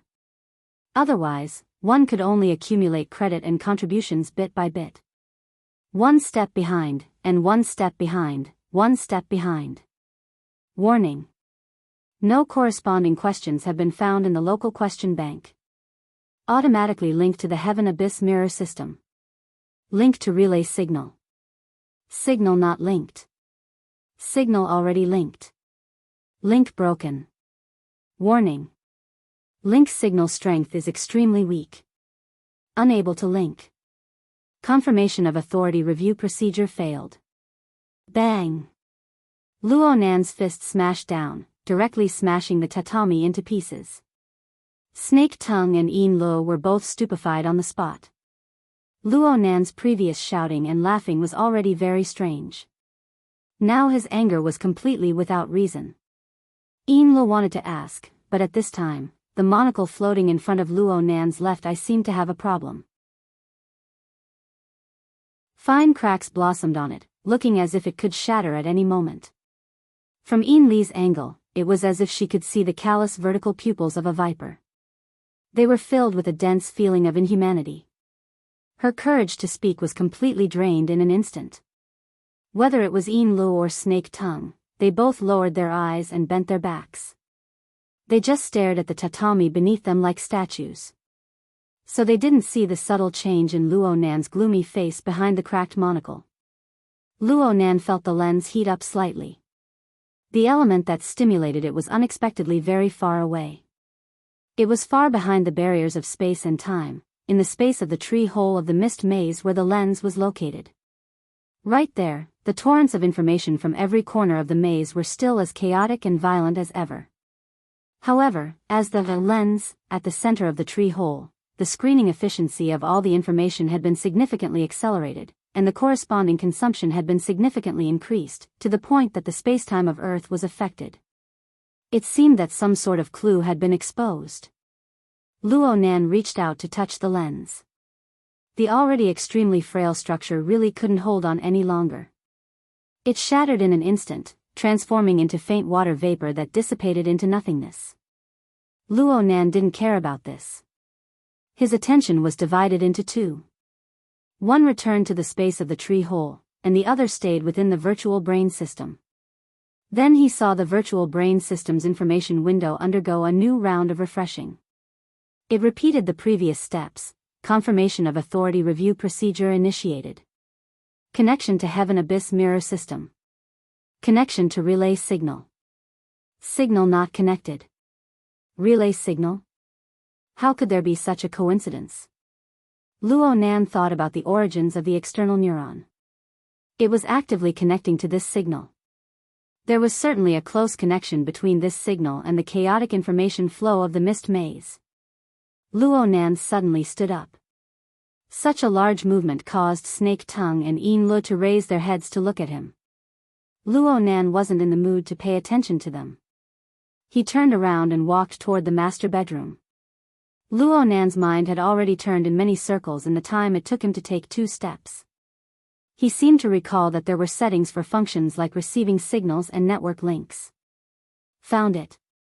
Luo Nan soon found the specific settings related to signal links in the virtual brain system. He brought up a detailed visualization window. The details of the signal strength were clearly displayed on the interface that he didn't quite understand. He didn't understand the specific professional units of measurement, but the thermometer style bar graph, the hierarchical nodes, and the corresponding color configurations were things that even a fool could understand. The black area at the bottom, as well as the adjacent red area, clearly meant that there was no signal and weak signal. The pointer that represented the signal strength swayed between these two regions. There were no signs of it increasing. There were too many interference factors in Earth space and time. He had to go back. The sound of scraping wood rang out. The bamboo lattice sliding door of the master bedroom sensed his arrival and automatically opened. Luo Nan entered with large strides. He didn't wait for the sliding door to close. His figure impatiently entered the transition process of the sandwich domain. He disappeared like a bubble before Snake Tongue and Yin Li's eyes. The sliding door closed. 5 or 6 seconds passed before Yin Li finally spat out the breath she had been holding back in her throat. She unconsciously laughed a bit. This could be considered self-regulation, finally. The yacht is fine. Okay, these words weren't funny at all. Luo Nan passed through the sandwich domain and directly jumped into the tree hole space of the mist maze. The noises belonging to the material world disappeared the moment he entered. The sounds of wind, water, breathing, and the low hum of the yacht's motors were all erased. However, this place wasn't quiet. On a certain level, this place was noisier and more chaotic. 99% of the torrent of information that came from the depths of the mist maze didn't have any rules to speak of.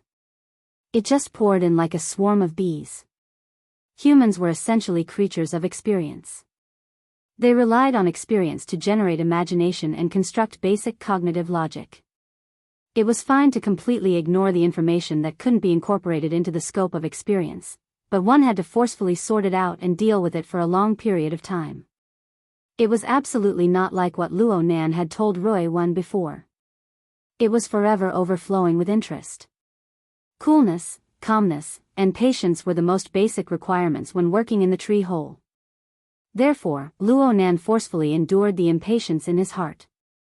He circled around the central lens body within the narrow space and slowly walked 2 laps. He took a few deep breaths in between to adjust his state.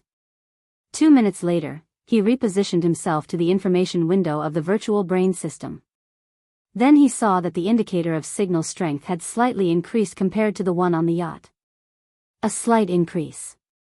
The number of times it probed into the black area had clearly decreased, but it still floated in the red area most of the time. In other words, the signal was still in a weak state. Also, the system had a pop-up window asking if he wanted to abort the connection, probably because the connection had failed too many times. Luckily, Luo Nan had already prepared his heart. Although he was a bit disappointed, he still decisively refused. Keep calm. The situation is improving, Luo Nan said to himself. There were 2 aspects to consider this matter. Currently, the signal link between the tree hole and the external neuron didn't form a large increase, but what about the other way around? What effect would the signal link have on the tree hole? Luo Nan projected his thoughts onto the lens. The lens received interference from soul strength, and it gradually changed shape and color from a transparent crystalline state to form a nebula-like structure. A portion of the so-called nebula was a reflection of true information. But there was also a considerable portion that reflected Luo Nan's processing and understanding of the collected information. In Luo Nan's mind, the mist maze was divided into 2 layers. One layer was inside. The other layer was outside. The outer layer was the shattered space where Luo Nan and Gong Qi had moved and fought. 1 trillion domain fragments floated within, forming a berserk, hazy, and immeasurable sandstorm. The sandstorm no longer possessed the ability to construct rules. With Luo Nan's abilities, he could arrange and assemble them in a relatively easy manner. If Luo Nan could do it, then the enormous gravitational law of the local spacetime of the Earth could be done as well. And so, a portion of the outer layer was constructed into the cloud world. In this sense, the outer layer of the mist maze was also dependent on the local spacetime of the Earth for its operation. Therefore, the natural environment and conditions of the cloud world were not too different from the Earth. This reflected the dependence of the rules. However, the direction of Luo Nan's research had never been the outer layer. According to his understanding, the so-called outer layer was nothing more than the waste that was ejected. It was a bewildering barrier that concealed the truth. The most valuable part of the mist maze, or perhaps its true appearance, was the deepest, inner layer region. It was the unknown structural core. From the long-term observation results of his father's double helix diagram and Luo Nan's observations over the past few days, Luo Nan was practically certain 2 kinds of rule systems were colliding in the core region. The intense collision caused the spacetime environment to distort and fracture. The intensity exceeded imagination, forming layer upon layer of barriers that concealed the true appearance of the core region. The difficulty of observation in such an extreme environment was far too great. At the very least, his father had never succeeded in doing so until 6 years ago. The product of the tree hole project changed from a sail that sailed across the ocean to a satellite that orbited and surveyed the world. A large portion of Luo Zhongheng's later energy was used to analyze the signals emitted by the collision of galaxies. From Luo Nan's perspective, the tree hole was already of a very high level. But when faced with the complex environment of the core region, it became an old-fashioned radio. As the controller, Luo Nan could only endlessly adjust, calibrate, and cover manually in order to obtain a clearer and more accurate signal. There were no other methods that were more efficient. The problem was that even if the old-fashioned radio was manually operated to probe to the bottom, there were only a few circuits and components going back and forth. The audio signals received possessed clear rules and order. Luo Nan controlled the tree hole. There was no need to explain the complexity of the basic construction. He needed to mobilize his entire mind to capture the information flow from every level and every dimension. He needed to sort out logical clues from the chaos. Luo Nan was pondering over a more efficient method of analysis. He wanted to find an automated, semi-automated analysis method. He wanted to turn these details that needed to be sensed by soul strength into information that could be collected and analyzed by instruments on the material plane. He wanted to start with creation, but his train of thought wasn't particularly clear. And at this time, the signal link of the external neuron was like a beam of light in the darkness. This description was a bit disgusting, but it fit the essence. With his father's endorsement, the relationship between the external neuron and the mist maze was already as clear as day. It was just that he was unable to find a more substantial connection, until the signal link appeared. Luo Nan was almost certain that the signal received by the external neuron came from the core region of the mist maze. Most importantly, this signal certainly possessed some rules and order that could be deciphered. Luo Nan was still unclear about the details within. He was unable to sense the signal that the external neuron could sense. He was completely baffled by the logic of the external neuron's analysis of the signal. It was like how ordinary people were unable to sense the electromagnetic waves that penetrated their bodies at all times, but the corresponding electronic products could make full use of them. What did this mean? Thinking about it from a bad point of view, this meant that Luo Nan knew what was going on, but he didn't know why. The problem still couldn't be solved at its root. But thinking about it from a good point of view, this represented that Luo Nan had touched upon another dimension of information. Even though he didn't understand the logic within, he was able to make a certain direction of filtering based on the linked state of the system and the flood of information. Even though this sort of filtering was destined to be a stroke of luck type, it greatly increased the probability of success. In terms of personality, Luo Nan had the bad temper of a researcher. He was also a bit philosophical and idealistic. He wanted to get to the bottom of everything, and he always wanted to integrate a universal truth that was applicable to all things. But today, he was going to be a theory of results. He didn't care at all what the signal receiving module inside the external neuron was like or what the logic of its analysis was like. All he wanted was for the virtual brain system to display the words, "link successful." Techniques, theories, and the like had to take a back seat at this time. What was needed was patience and focus. Luo Nan rolled up his sleeves and forcefully slapped his cheeks. Let's do it. Reality proved that once a person became focused, they had no concept of time at all. During this time, Luo Nan's entire mind was used on the manual operation of the tree hole. He used it on the separation, classification, and interference of the flood of information.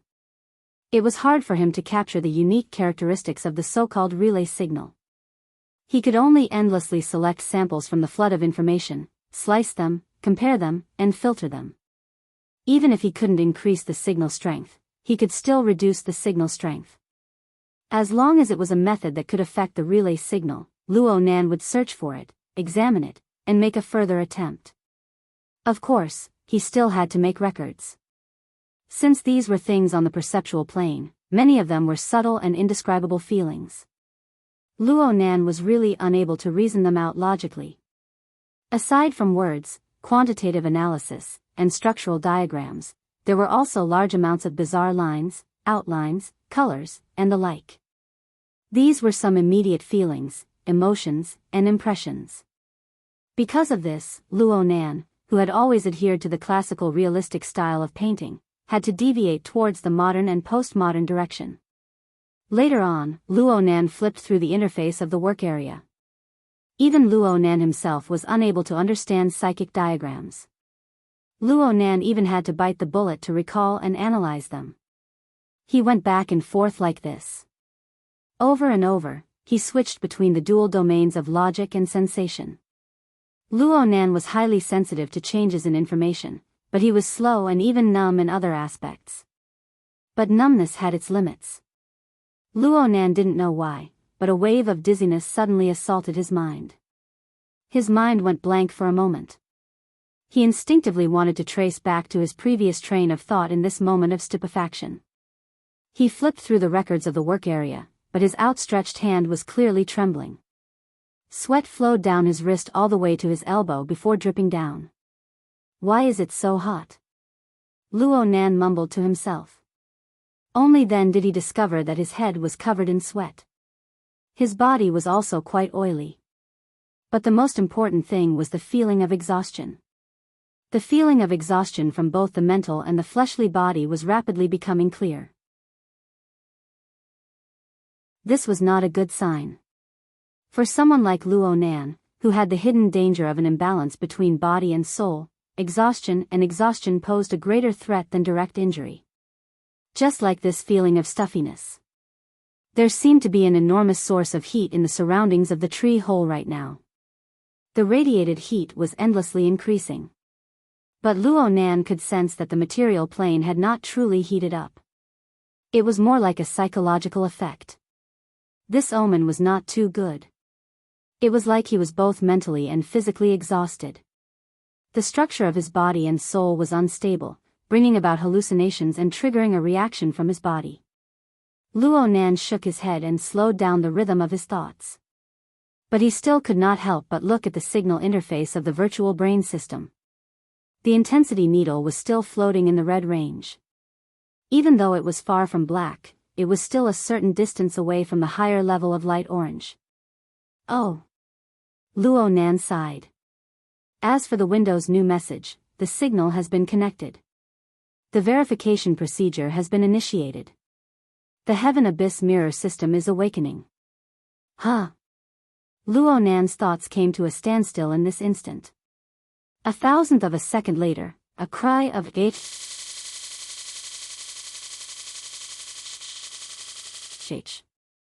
He did not even pay attention to the window interface that was refreshing like a stream. Instead, he turned his head and stabilized the state of the tree hole and the lens in the first instance.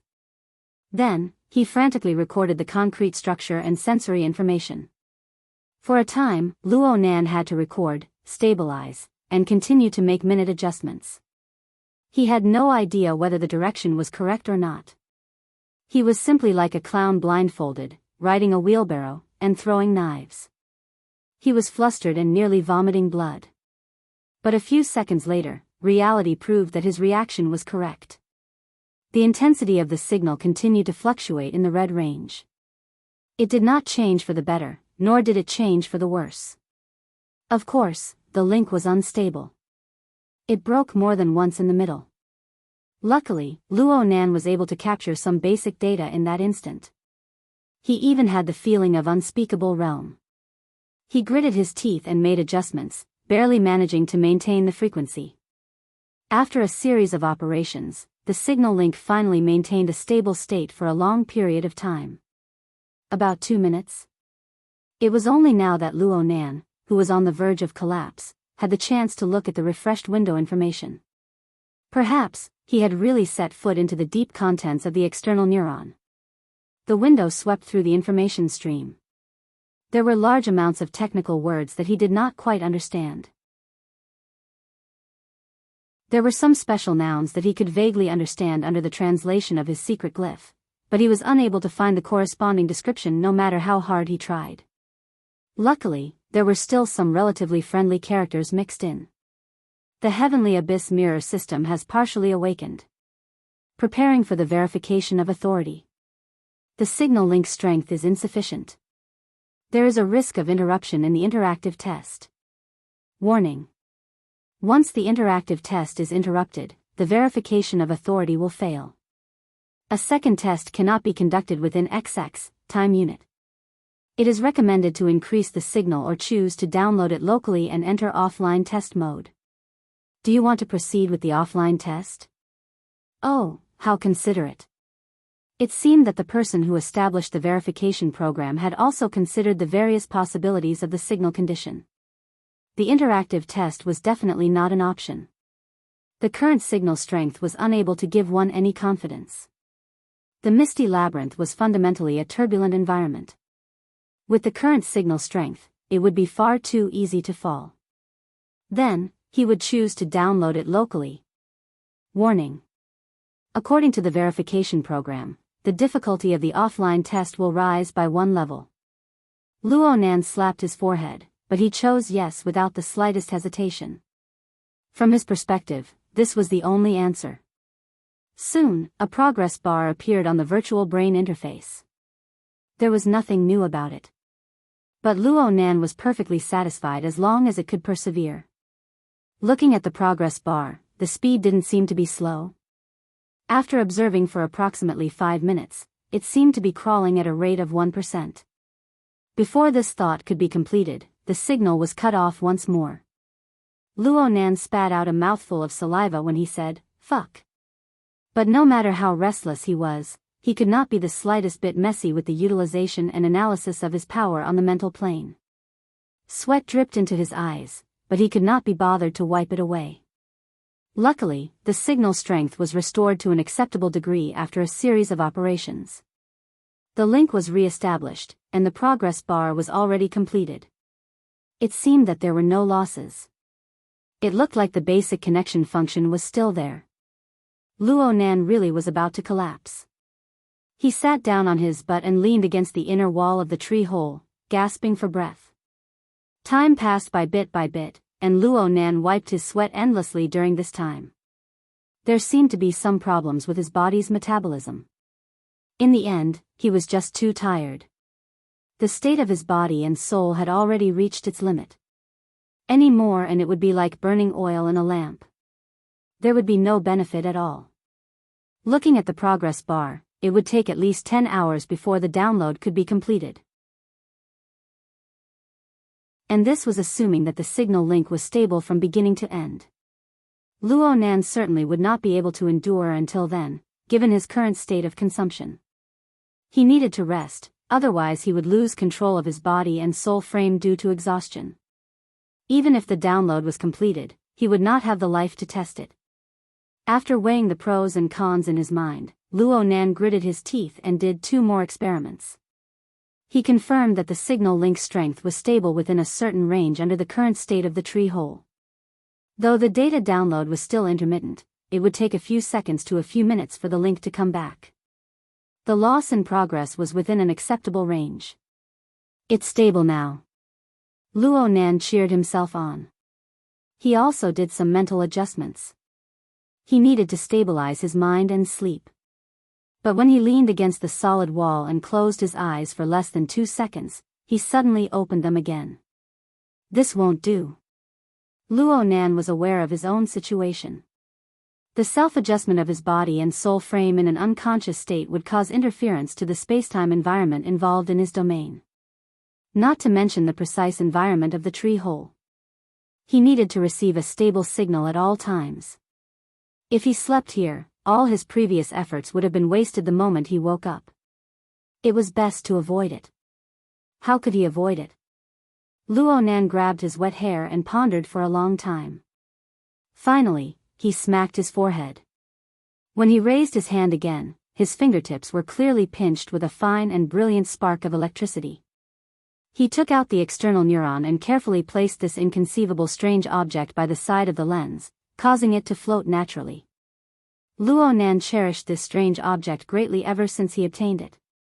He rarely let it be exposed to the outside world. However, the tree hole could not be considered outside.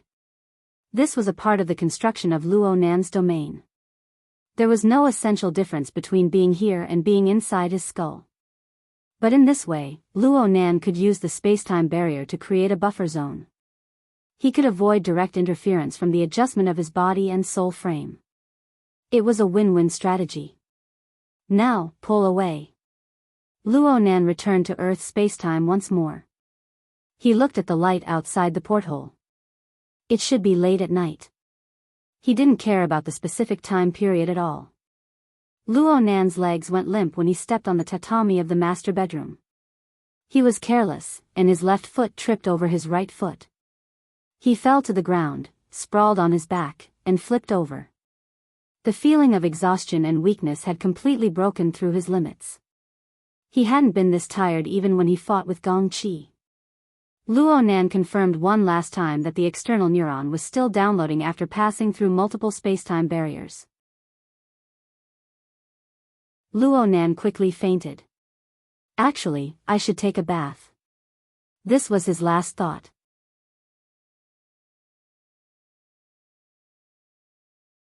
Chapter 806. Luo Nan slept, but he didn't sleep peacefully. The heat on his body followed him like a shadow. Even though he was in a cabin with a suitable temperature, the heat did not subside. In addition, his mind was overly tense. He seemed to have woken up twice in the middle. He looked at the download progress in a daze, confirming that the link still existed and that the progress bar was crawling at a tortoise speed. Only then did he fall asleep again. Oh, I think I went back to the tree hole once. In any case, the boundary between dream and reality had unknowingly dissolved in the end. A portion of his consciousness entered dormancy, but there was another portion that remained highly active. Or perhaps various brain regions took turns entering an excited state. Luo Nan gradually got used to this state. His consciousness went from being tangled and struggling at the beginning to becoming a matter of course. It extended and overflowed at will. There was no end to it. Luo Nan's soul strength was powerful. There were very few people who could match the depth and range of his senses. As long as he willed it, the entire earth and the cloud world would become his playground. Normally, under the control of reason, he would more or less have some misgivings. He needed to cultivate and research into configuration and other knowledge. He didn't have the leisure to let his mind wander. But right now, he was half asleep and half awake. He just wanted to be comfortable and at ease. How could he care so much? For a time, Luo Nan's consciousness flowed without restraint. It suddenly went to the east. It suddenly went to the west. It suddenly went to the sea. It suddenly went to the clouds. With the support of the soul cloak constructed by the condensation ring, he could move unimpeded as long as there was water vapor. He could travel thousands of kilometers with a single thought. Moreover, his mind instructs, in a second, was definitely not limited to this material world. There were 10 billion people on Earth. No matter how they were spread out like stars on a chessboard, separated by the sea and the sky, Luo Nan could see that their self-awareness was like water droplets popping and popping. Together, they converged into a vast ocean of the mental world. It was boundless, and there were few separations. This was a more interesting place than the real world. The circumstances of every second were completely different from the last second. Luo Nan had operated in the mental sea more than once before. For example, he used the dream entering technique to construct a special dreamland. He guided and gathered information from all sides to form a psychic diagram. He obtained the miraculous effect of foresight.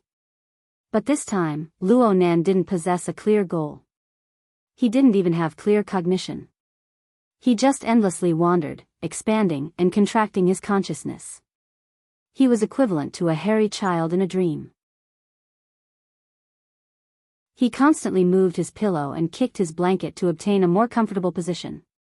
His mental ocean was still too illusionary and unstable. It was like a misty maze where fluff was flying everywhere, but he lacked a blanket that could be gathered together. Luo Nan tossed and turned again and again, but he was unable to find that comfortable feeling no matter how hard he tried. He simply relied on himself. He spread out an enormous multidimensional spider web within the boundless and limitless void. Yes, he would obviously use the Wraith sign system at this time. Luo Nan spread out the spiderweb of the altar, and the Wraith sign resided in the center of the spiderweb. It was not the master, but it had become the mount of Luo Nan's consciousness. It climbed up and down within the spiderweb, entering and exiting the windows of everyone's hearts. It drew out the spider threads of desire, weaving an increasingly complex web. Desire was turbid and chaotic, and the corresponding consciousness was also chaotic and changeable. It did not possess any specific rules. Only when an external force deliberately guided it would it form a certain trend. This was not a time of war. Luo Nan's consciousness merely drifted according to its nature. Therefore, the spiderweb woven by the Wraith sign did not activate the altar frame rule of victory notification, defeat withers. It just slightly drew in the sea of consciousness, allowing it to form a rough shape. This made Luo Nan feel a bit more comfortable. Luo Nan really did feel quite a bit more comfortable. The sea of consciousness that was drawn in by the spiderweb was filled with cool water vapor that enveloped him. Hold on. How could the emotions of living beings endlessly rise and fall and agitation become cool? Luo Nan intuitively felt a bit awkward. The side of reason that was alternating shifts displayed its use in a timely manner. It captured the crucial point that he had overlooked all this time. It wasn't that this side was too cold. It was that the other side was too hot. Oh, the sun was very poisonous. Luo Nan turned his head, and it was also in this instant that his soul shone under the blazing sunlight. In the unfathomable abyss far away in the void, the brilliant sun was like an enormous demonic eye. It stared straight at him. Light and heat were highly condensed and refined violent forces. Even though it passed through layers upon layers of barriers of space and time, it still possessed the destructive radiation that could burn the soul and the heart. The wraith sign, who had appeared as a mount, was like thin ice under this brilliant and powerful light. It was like a faint shadow. It was hard for it to survive. It collapsed into a shapeless form, leaving Luo Nan alone. Oh, it's you. Why are you suddenly so lively? It seems like you've gotten quite a bit closer. Luo Nan was stupefied. He felt that this was quite absurd, so he laughed. The abyssal sun was silent. It just radiated boundless light and heat into Luo Nan's consciousness and desires, filling his soul with a unique restless power. Pfft! You're the one playing tricks behind the scenes. Luo Nan didn't quite understand the details of his perception. He just felt a bit bloated. This was most likely due to the swelling of his mental plane. It allowed him to easily toss aside all apprehensions and shackles. He was fearless as he faced the blazing sun directly. He didn't just confront it. He even wanted to trace it backwards and see where the foundation of this demonic sun lay. This thought stirred in Luo Nan's mind. Then, his mind really did trace the brilliant light. It extended all the way to the distant void. It was unbelievably smooth. Oh, he seemed to have forgotten something. In any case, Luo Nan had a feeling that he and the abyssal sun had formed some sort of resonance. This was a power of internal connection. It was like the gravitational pull of the material universe. It penetrated the endless walls of the void and acted upon each other. Why? Walala. Walala. A familiar sound lingered in the surroundings. This was a listening question, and it was also a free-point question. The image of the heavily chained crow appeared in the depths of Luo Nan's consciousness in the first instant. The chain seemed to be forged from some unknown metal. It was the origin of Luo Nan's extraordinary power. It was the initial construction of formatting theory. It was also the materialization of the concept of, my heart's a prison. It was this materialization of extraordinary power that created something out of nothing. It subdued the wraith sign with some sort of innate restraining power, giving Luo Nan the source of power to increase his power beyond the norm. And now, it transmitted this innate restraining power to the abyssal sun behind the layers of void. At least that was what it felt like. Also, Luo Nan himself had brought it over. His consciousness followed the extension of the heavily chained crow, rapidly approaching the abyssal sun. It felt like he was rapidly descending down a zipline. His speed grew faster and faster, and he could feel the blazing light and heat more vividly. At the same time, a rumbling sound reverberated in the vast and hazy void. It grew clearer and clearer, louder and louder, and grander. It was absolutely not an effect that could be formed by a single chain. Luo Nan's consciousness was in a state of unconsciousness. It was quite difficult for him to deal with the changes in speed, temperature, sound intensity, and other levels of information. In the end, he even felt dizzy. His consciousness went blank for a moment. By the time he connected the chains of consciousness, he had already entered an inconceivable world. The reason why it was a world was because it was big. It was indescribably huge and deep. The most dazzling thing within was undoubtedly the abyssal sun. It rolled, expanded, and shrunk. It sprayed out a terrifying flow of fire from time to time, and it caused the undulating flow of fire to form countless demonic and malevolent figures in the outer region. They were like living creatures. However, such an existence was not the main body of this world. Luo Nan's consciousness only paused on the sun for a moment before it shifted uncontrollably. It turned to other areas that the light could not illuminate. This other area was truly vast and boundless. However, this area was filled with layer after layer of dark chains. They were immeasurable, and the dark chains could not be seen from beginning to end. They weaved and crisscrossed, moving back and forth, interlocking with each other. They hummed and vibrated, converging into a harmony that made one's scalp go numb. They constructed a complex, dense, and boundlessly deep sealed prison. They were the main body of this world. Perhaps they were the essence of the abyss. Luo Nan's own dark chains seemed to have fused into this sealed prison. It was the only end that could be seen, but it was also like the only loose slipknot. Well, this was just sleep talk. Luo Nan was probably awake now, but it was more like a dream than any other time. His consciousness merely wandered at the edge of the abyssal world. He was ignorant and shocked. Luo Nan had once viewed the core of his own format pyramid under Gym Master Xiu's guidance. He had also seen the unique image of the dark chains densely woven. It was somewhat similar to the current absolute chain prison. However, the difference in scale and complexity of the interweaving structure was like the difference between heaven and earth. There was practically no meaning in comparing them. If Luo Nan were to force a comparison, then Luo Nan's was at most a crude model. Its degree of precision and rigor were inferior to even the most basic link node of this absolute chain prison. However, there was clearly an extremely close and direct connection between the two. Could this be the source of the power of my heart's a prison? I think I saw an amazing fellow. How could there be such a place in the universe? Where in the world was it? With Luo Nan's current level of strength, any conjectures were shallow and laughable when compared to this world. He was unwilling to engage in meaningless conjectures. His consciousness naturally extended outwards, attempting to copy down this grand, precise, and rigorous system for further research.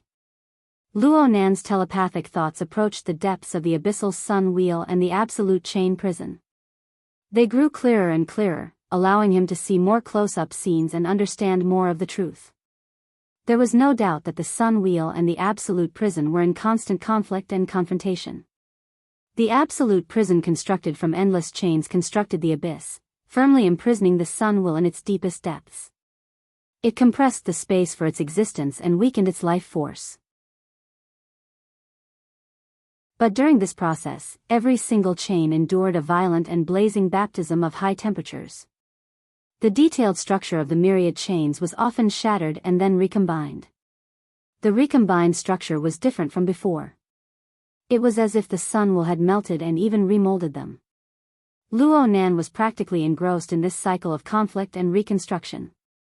This was because he saw the supreme and deep configuration thinking within, as well as the incomparably vivid demonstration of the material. Every time it exceeded his imagination, it was just right. It was truly miraculous. A subtle and abrupt incongruity was embedded in at an inopportune time. It was like a dim mark that appeared on the bright and clean surface of the jade porcelain. Simple, crude, rigid, dilapidated. Luo Nan came up with 7 or 8 similar adjectives in an instant. But the most direct noun that followed nearly choked him. It was a spaceship. A spaceship parked at the edge of the abyss world. It looked as if it could collapse at any moment. It looked quite familiar. This was the basic information Luo Nan grasped in a short amount of time. He wanted to capture even more details, but when his telepathic thoughts crossed a certain boundary, his eyes suddenly blurred. Emptiness and turbidity. Colorful light flew chaotically. There was also an enormous tension and repulsion that accompanied the chaos. It nearly burst the structure of his consciousness. What configuration demonstration? What docked spaceship? Everything was destroyed. The vague feeling of forgetfulness that had always been at the bottom of Luo Nan's heart was flipped over at this moment. It brought back memories that had settled at the bottom of his heart. It was the experience of looking directly at the abyssal sun will last time. It was the time when the light of polar domain was created in a few months. The terrifying storm that originated from the abyssal sun will crushed through the distant spacetime. If it weren't for the sealing power of the Dark Chains Dam, Luo Nan would have probably turned to ash within the raging flames of his emotions and desires. Even so, it was just a distant glance. Now, he was actually this close. I'm greedy. Luo Nan suddenly came to a realization. Everything he saw just now was perhaps just a certain point in the abyss world. Perhaps the opposing forces had reached a balance, a seemingly calm illusion. Right now, the illusion was shattered. The balance was broken. Everything entered a set state of violent distortion. Just how many details did he see just now? Just how much information was gushing out from those details in an explosive fashion? The magnificent scenery transformed into a dazzling and fatal shock wave in the blink of an eye. The structure of spacetime was like a tattered rag sheet. Countless layers of twists and turns folded over each other. This warped power was released to even further space, to even more dimensions. Luo Nan's probing telepathic thoughts immediately turned into a high-voltage circuit. An indescribably enormous attack struck back like lightning, piercing through the frame of his body and soul. The power of the sun will and absolute hell, as well as the corresponding information, all poured into his brain. There was no doubt that the power of the backlash was extremely terrifying. And this time, the dark chains were no longer insulated. The only thing worth rejoicing about was that the power of the backlash pushed forward in a crushing fashion within the frame of Luo Nan's body and soul. The first thing it came into contact with was Luo Nan's mental plane. The power of the backlash was very terrifying, but the depth and breadth of this area was quite praiseworthy. It was like a meteor falling from the heavens. Below it was a vast ocean of icebergs, desolate and uninhabited. No matter how terrifying the impact and the killing power were, a large buffer and sedimentation would appear here. Of course, there would still be killing power when it overflowed. But there was another vast buffer zone outside the vast ocean of icebergs formed by Luo Nan's God Wheel. This was the sea of consciousness that Luo Nan's altar had gathered together. The emotions and thoughts of billions of living beings from all over the world were gathered within the sea of consciousness that was gathered by the spider web. They weren't good at anything else, but their enormous numbers and loose structure were like an enormous fluffy sponge.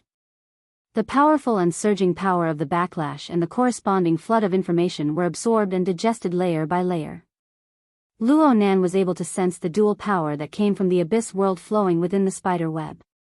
It flowed over every node. It flowed over the living beings that were entangled on every knot of the web. The miraculous thing was that the altar's spider web, which was the supporting structure, directly withstood the attack. It didn't feel too much pressure. Instead, it went deeper and deeper as the power of the backlash deepened. The web was woven into the complex minds of billions of people, becoming even more dense and strict. Was it a misconception? It was like a wave of nutrients had been injected in. That was right. The structure of the altar's spider web originated from two forces. The first was the Wraith sign. It could already be confirmed that it originated from the projection of the abyssal sun wheel. The second was the framework of the altar.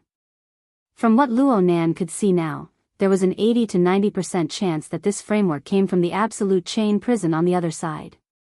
In this way, there was the scorching heat and guidance from the abyssal sun wheel. There was also the harsh rules and control power from the absolute chain prison. They interweaved together. There was intense conflict, but there was also a subtle combination. This pair of equally grand forces clashed and cooperated. They were contradictory yet compatible. Within the sea of consciousness, within the living beings on the spider web, and even within the frame of Luo Nan's body and soul, they were drawn and spiraled, ever-changing. Well, the conflict was still mainstream. This caused the medicinal power of the nutrients to not be gentle enough. After the first wave of stimulating growth, the internal conflict quickly took the upper hand. It was only now that Luo Nan truly felt the pressure. The pressure and stimulation of this information that came from the abyss settled within the frame of his body and soul. It was also on the boundary of his thoughts. It was like a wave beating against the shore, pounding endlessly. Most of it was unable to reach the shore, but the ones that did hit the shore were like a flood that overflowed a dike. They drowned Luo Nan. Luo Nan was quite familiar with this.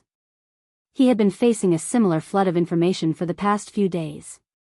However, this flood was different from the chaotic fragments that he didn't know how to deal with. This wave of flood gradually eroded, seeped, decomposed, and absorbed within the spider web.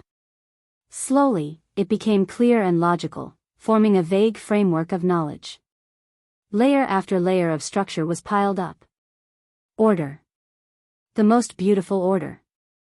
Even though it was heavy to the point of being hard to bear, it made one unable to stop. Luo Nan let out a long breath. His various planes of consciousness awakened one after another under the control of order. He unwittingly became completely clear-headed. He opened his eyes. The flat ceiling of the cabin was reflected in his eyes. There was also the blood-like sunset that penetrated through the porthole. The information of the material world was rich and vivid. It was most suitable for humans to receive and understand.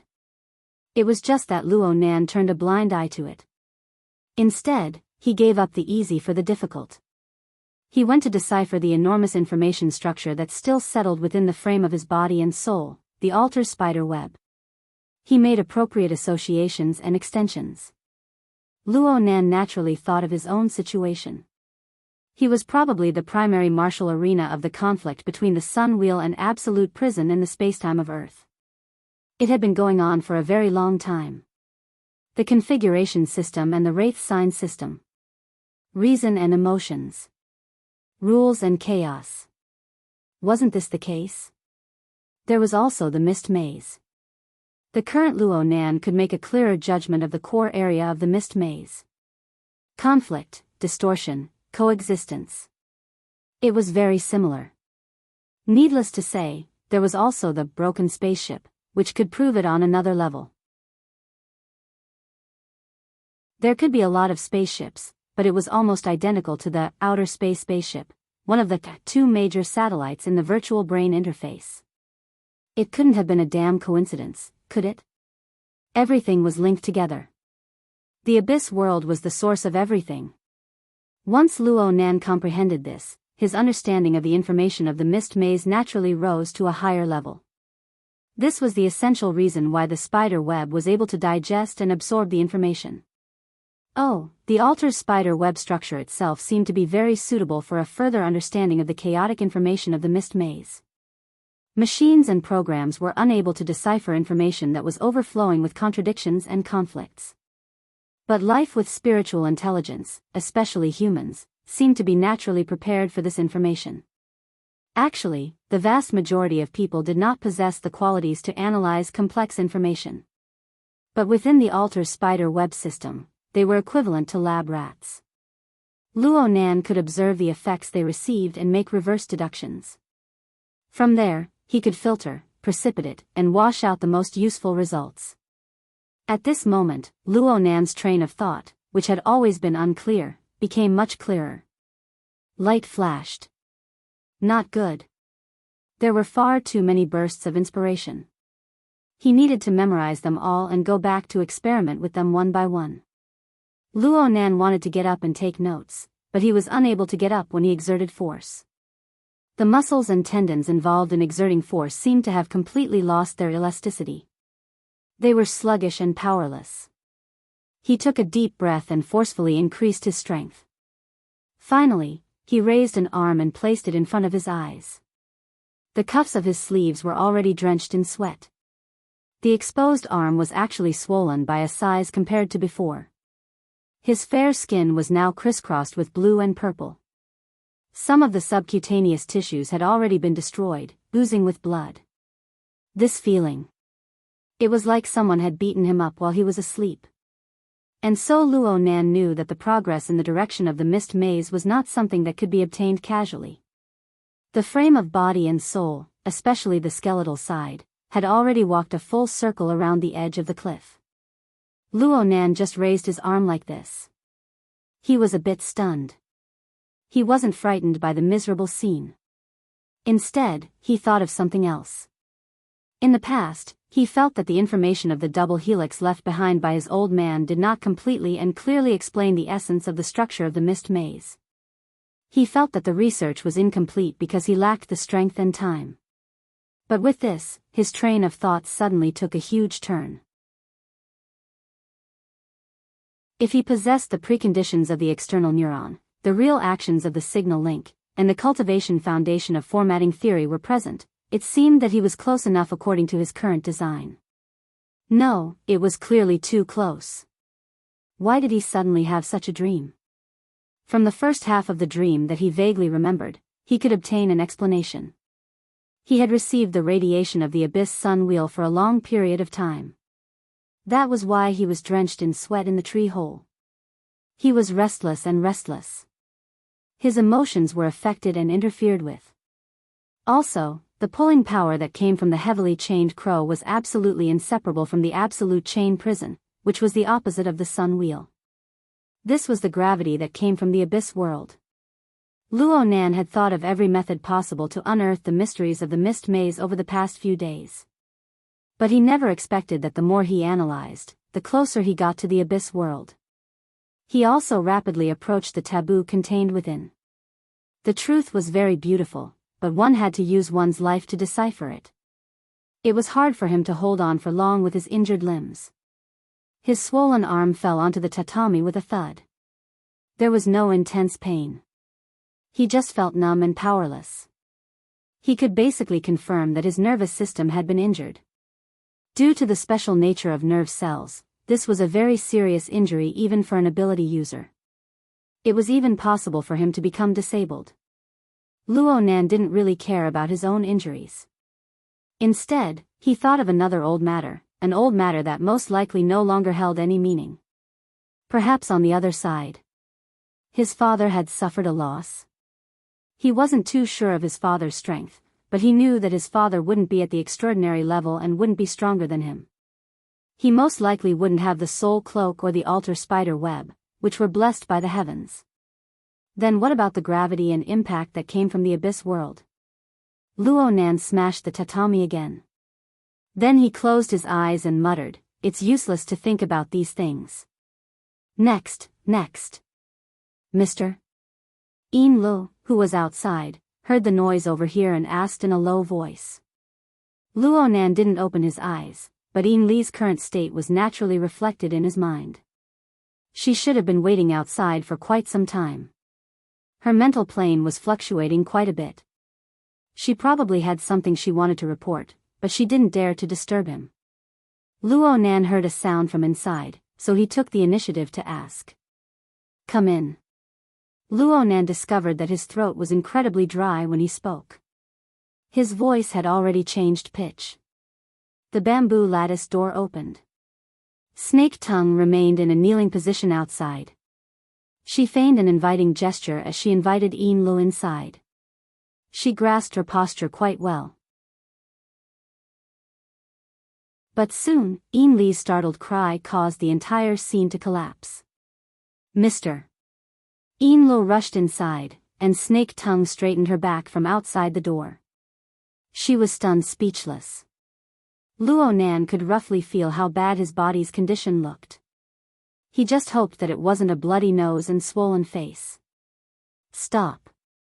It's not that serious." Luo Nan didn't want to create that sort of mourning scene. He added a bit of soul strength, and his limp, exhausted body flipped over without the need for any muscles. It was as if he was in a gravity-free environment in outer space. Yin Lu was stopped by his shout. She stopped walking, but her face was still deathly pale. Luo Nan's state just now was simply that of a swollen corpse. It really scared her.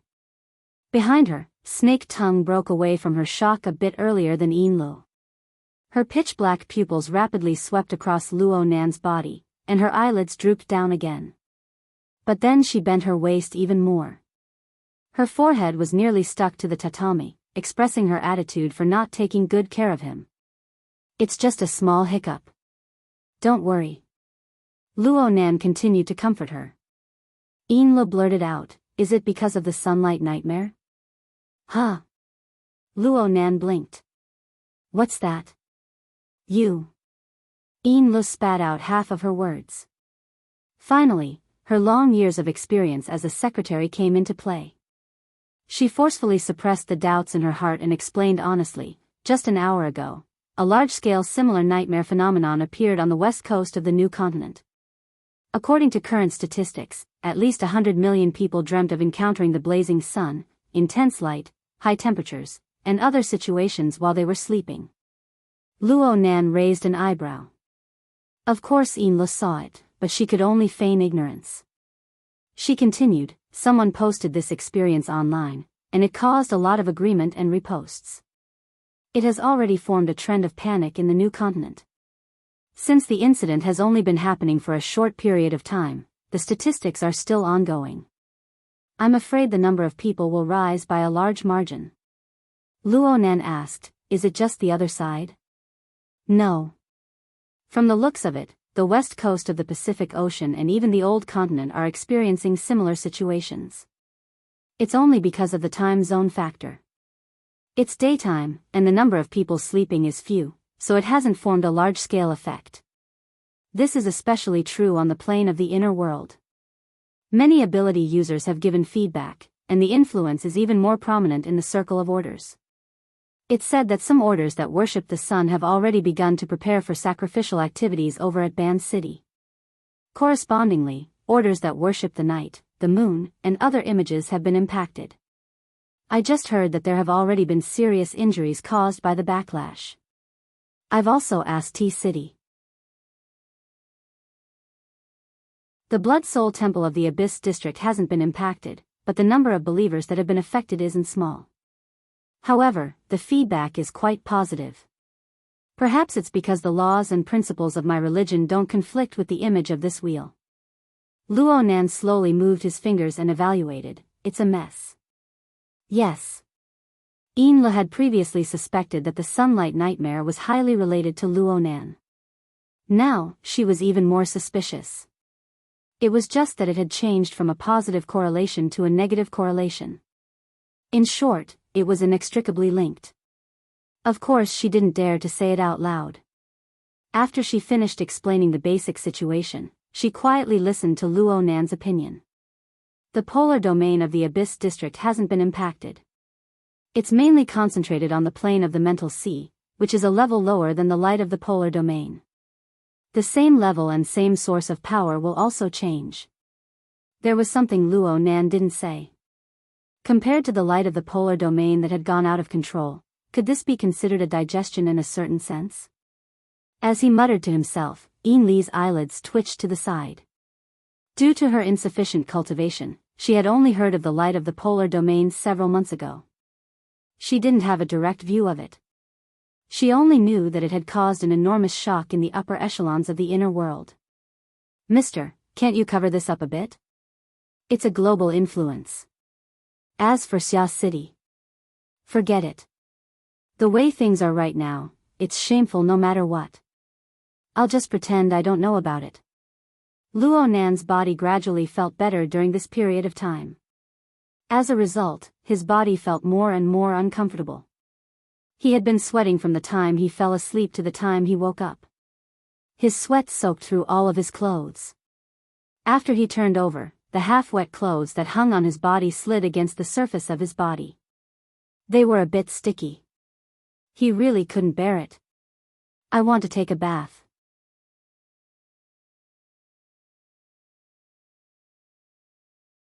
Chapter 807. No matter how Luo Nan's tone was, whether it was Yin Lu or Snake Tongue, they all treated it as an order to carry it out. 15 minutes later, Luo Nan was already submerged in the warm and slightly scalding hot soup.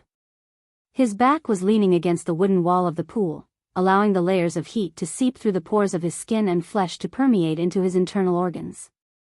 As for whether or not this method was appropriate while he was injured, Luo Nan didn't mention it. Yin Lu and Snake Tongue didn't have the leeway to comment. It had to be said that the traditional bathing culture of Ban City was quite unique. Due to limited conditions, there was no hot spring on the yacht. But with Snake Tongue, who was born and raised in Osaka City and had been nurtured in traditional shrines for over 10 years, she was able to use the limited facilities to achieve a similar level of enjoyment. Under Snake Tongue's service, Luo Nan washed his body clean. Then he entered the narrow and small bathroom and soaked in the deep pool that could only fit 2 or 3 people. The ceiling above his head and even the deck above him were all opened up, revealing passageways that were like the walls of a well. The passageways led to the faintly dimming light of the sky. The claustrophobia and tranquility of being a frog in a well actually caused some philosophical thoughts to settle down. Luo Nan leaned against the wall of the pool, inhaling and exhaling warm water vapor. Behind him, Snake Tongue raised a wooden ladle and poured warm water from a bamboo pipe onto his shoulders and back. The change in temperature and the impact of the water continued to provoke the senses of his body. When he got used to it or became numb to it, there would be a strange tipsy feeling in his mind that quietly dissipated. "You really know how to enjoy life," Luo Nan mumbled with his eyes closed. The direction of his words was rather vague. It was unclear whether he was referring to the previous owner of the yacht or Snake Tongue, who was currently serving behind him. Through the mist, Enlo wanted to reply, but in the end, she felt that it wasn't appropriate and did not speak. She could only feel the awkwardness in her heart. The bathroom wasn't that big to begin with. The pool took up nearly 2/3 of the area. Snake Tongue was behind Luo Nan, watering the water, and Enlo was squeezed near the door. Especially since she was wearing a business suit that didn't match her appearance. She didn't wear shoes, and the steam had soaked her coat and her stockings. She looked a little embarrassed. What was even more annoying was the sullen feeling of working for someone else. The yacht she'd bought with her own hands had unexpectedly become Snake Tongue's home court due to Harmony Wind's renovation. The former witch's behavior was so natural and perfectly integrated with the current scene. It was as if as long as she was there, more exquisite and delicate enjoyment could be discovered. In this place, Snake Tongue didn't need to do anything. She only needed a sense of compatibility to be able to crush her. Snake Tongue didn't need to do anything here. She could crush Snake Tongue. Snake Tongue still displayed a tempered attitude within the bathroom environment. Even though she was helping Luo Nan take a bath, she still wore a kimono. Her entire body was dressed in a strict manner. She didn't care if the steam in the bathroom made her clothes or hair wet. Water droplets condensed from steam slid down the surface of the kimono, the inner lining, the cheeks, and the neck, accentuating the delicate and white skin. On top of the neat bun, there was a thin layer of water, which gave it a porcelain-like enamel effect. Such a scene had already entered the category of art. Though a portion of the reality had been erased, wasn't this the sort of thing a youngster of Luo Nan's age liked? This was Luchan King edge out. In this sort of environment, she intentionally or unintentionally used the contrast between intimate contact and formal attire to carry out some sort of hint. She probed Luo Nan's reactions and inclinations. Don't ask Enla how she knew. The reality was that Luo Nan didn't express anything from beginning to end. Yet he didn't refuse such probing. He seemed to be enjoying it confidently and confidently. If it was a normal man, Enla wouldn't have considered the obstacles of arrogance or modesty. But past experiences always proved that when she began to consider how to take the next step, this young man's state of mind had already entered an irrelevant and unconventional level of thinking. Unable to understand his thoughts, unable to feel his pulse, forever passive, unable to keep up. For a personal secretary who was motivated, facing such a boss was really stressful. Enlo was even thinking about studying the persona psychological analysis file a few more times to see if she could find any clues. According to the usual procedure, there should be a follow-up update to this set of information. If she really wanted to renew it, Enlo took a small breath and the slightly choking water flowed out from her nose and throat. However, the heat still seeped into her internal organs, bringing an even heavier dampness and dryness. Sweat dripped down from her temples, sliding across her cheeks and onto her collarbone before sliding down. Her body was extremely greasy. The sound of water splashing in the room was extremely monotonous and noisy. It was truly unbearable. For an instant, she even wanted to push Snake Tongue, who was putting on an act, into the pool. She wanted to see what Snake Tongue would do when the time came. The sunlight nightmare. Pretty much everyone has a share. Yes? Enlu suddenly came back to herself and responded instinctively.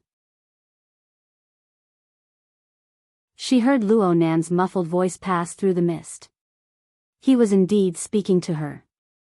It mainly targets the turbid flow of the emotions and desires of living beings. There are many hidden stimuli, and it is somewhat related to the nature of the blood flame order's power. The abyssal region configuration isn't directly impacted, but the feedback from the masses will carry a bit, creating an indirect effect. Here it comes again. Enla didn't know what expression she should use to face him. Her long years as a secretary had given her sufficiently excellent instincts. She immediately took the opportunity to take 2 steps forward. She ignored the wet ground and knelt down close to Snake Tongue. She pressed her knees to the ground and lowered her head to listen carefully. Yes. Please guide me, Mr. Snake Tongue thoughtfully stopped watering at this time. She knelt upright to the side and served Luo Nan, causing the bathroom to become much quieter. Luo Nan's voice was still muffled, and it mixed together with the slightly undulating sound of the water. The lowest level of the magma lake is now equivalent to adding something. It will gain quite a bit of benefit for a short period of time. You can use it. However, pay attention to guiding and dispersing it. Don't let it flood your mind and explode your negative emotions. Enla subconsciously responded, yes. But in the blink of an eye, her final words were stuck in her throat. He wasn't talking about the order. He was clearly talking about herself. She stood to the side, her emotions surging up and down. They actually didn't escape Luo Nan's eyes. It was hard for anyone to avoid palpitations and fear from being exposed like this. Her heart skipped a beat, but the compensating emotions that came surging up were unexpectedly peaceful. They were even mixed with a marvelous feeling of excitement. Yes. She and the Blood Flame Order were under Luo Nan's control for a long time. They were cowering under his inconceivable might. She was able to attract Luo Nan's attention. This proved that she possessed a certain position and meaning in Luo Nan's heart. She was quite lucky. Besides, what was so strange about having her thoughts seen through? Several months ago, when she was communicating with Luo Nan through Fei Jin, hadn't she already been pierced through by this sharp edge? Also, she had experienced the mystical feeling of fighting across space with a true god and the others. Shouldn't the true meaning of gods understand be like this? Yin Li's other knee touched the ground. She allowed the overflowing pool water to seep into her stockings. She lowered her head deeply. I understand what you mean, sir. I will immediately go and make arrangements for T-City. Her voice was cut off again. This was because there was only a distance of half an arm between Yin Lu and Luo Nan. She could clearly feel the warmth of Luo Nan's body. She could hear his calm and drawn-out breathing. She could also hear his words that were close to a whisper. The power of chaos is still power. It's a waste to directly offset it. It's very economical to use certain rules to restrain and utilize it. It's very economical. The Blood Flame Order has already walked this path, but Mrs. Halder has walked even further. Since you have a foundation, you should use it. Think more and ponder more. Yin-La didn't quite understand. She could only respond with another yes. She prepared to ask Mrs. Halder for guidance later. Also, this place is a bit closer to Point B. Let's drive there. Sir, you want to go to the island? Yin-La had already begun to adapt to Luo Nan's leaping thoughts. She quickly reacted. The so-called Point B was none other than Claw Island, the shooting range where Luo Nan practiced his exoskeleton control a few days ago. She was a bit hesitant. Sir, your current body. Just prepare a wheelchair. It's fine if you don't have one. Yes. The boss made a decision. Agreeing to it first was definitely the right thing to do. Then she heard Luo Nan continue to list out his request. I need around half a ton of consumables. Enrich quickly did some mental calculations and responded, the island has enough in stock. However, I'll still need to transfer some to be absolutely safe. Luo Nan didn't say anything else. Enrich received the order, and her entire being was brimming with energy. She was no longer entangled in trivial matters.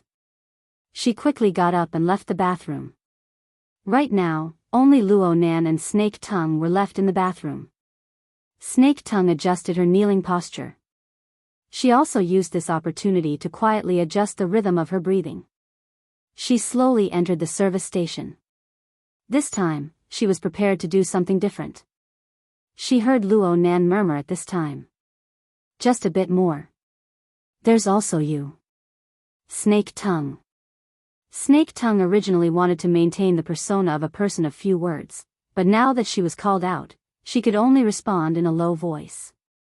Your Excellency. Who knew that Luo Nan wouldn't speak again? Snake Tongue couldn't check his pulse, but she had to speak no matter what at this time. Your Excellency. Do you want me to give you a massage? Luo Nan still didn't speak. His eyes were still closed, but his chest rose and fell slightly. It seemed that he had fallen asleep amidst the dense steam. Snake Tongue could only assume that he had agreed. She dipped her hand into the pool of soup for a while, then stuck close to the surface of the water. She slowly moved up from Luo Nan's chest and ribs, using the warmth of her palm and fingers on his body. Right now, Luo Nan's skin was dark red from being soaked in the pool of soup.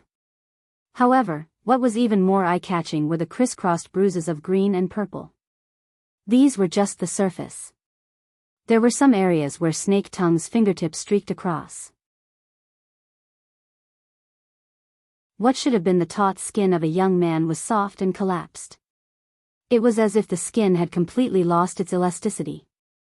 And so, Snake Tongue knew that Luo Nan's inexplicable injuries were far more serious than what was visible to the naked eye. Did he fight a great enemy through the air? Did something go wrong with his cultivation? Or did he delay the eruption of internal injuries from his battle with Gong Qi? A few speculations flashed through her mind. The rhythm of Snake Tongue's massage wasn't affected in the slightest. Only her fingertips became sharper. They alternated between the intact and the damaged body. She didn't need to deliberately mull over it. The knowledge accumulated from her many years of cultivation formed a rather precise image of the human body in her mind. Where it was tough and where it was weak, she could see it with a single glance.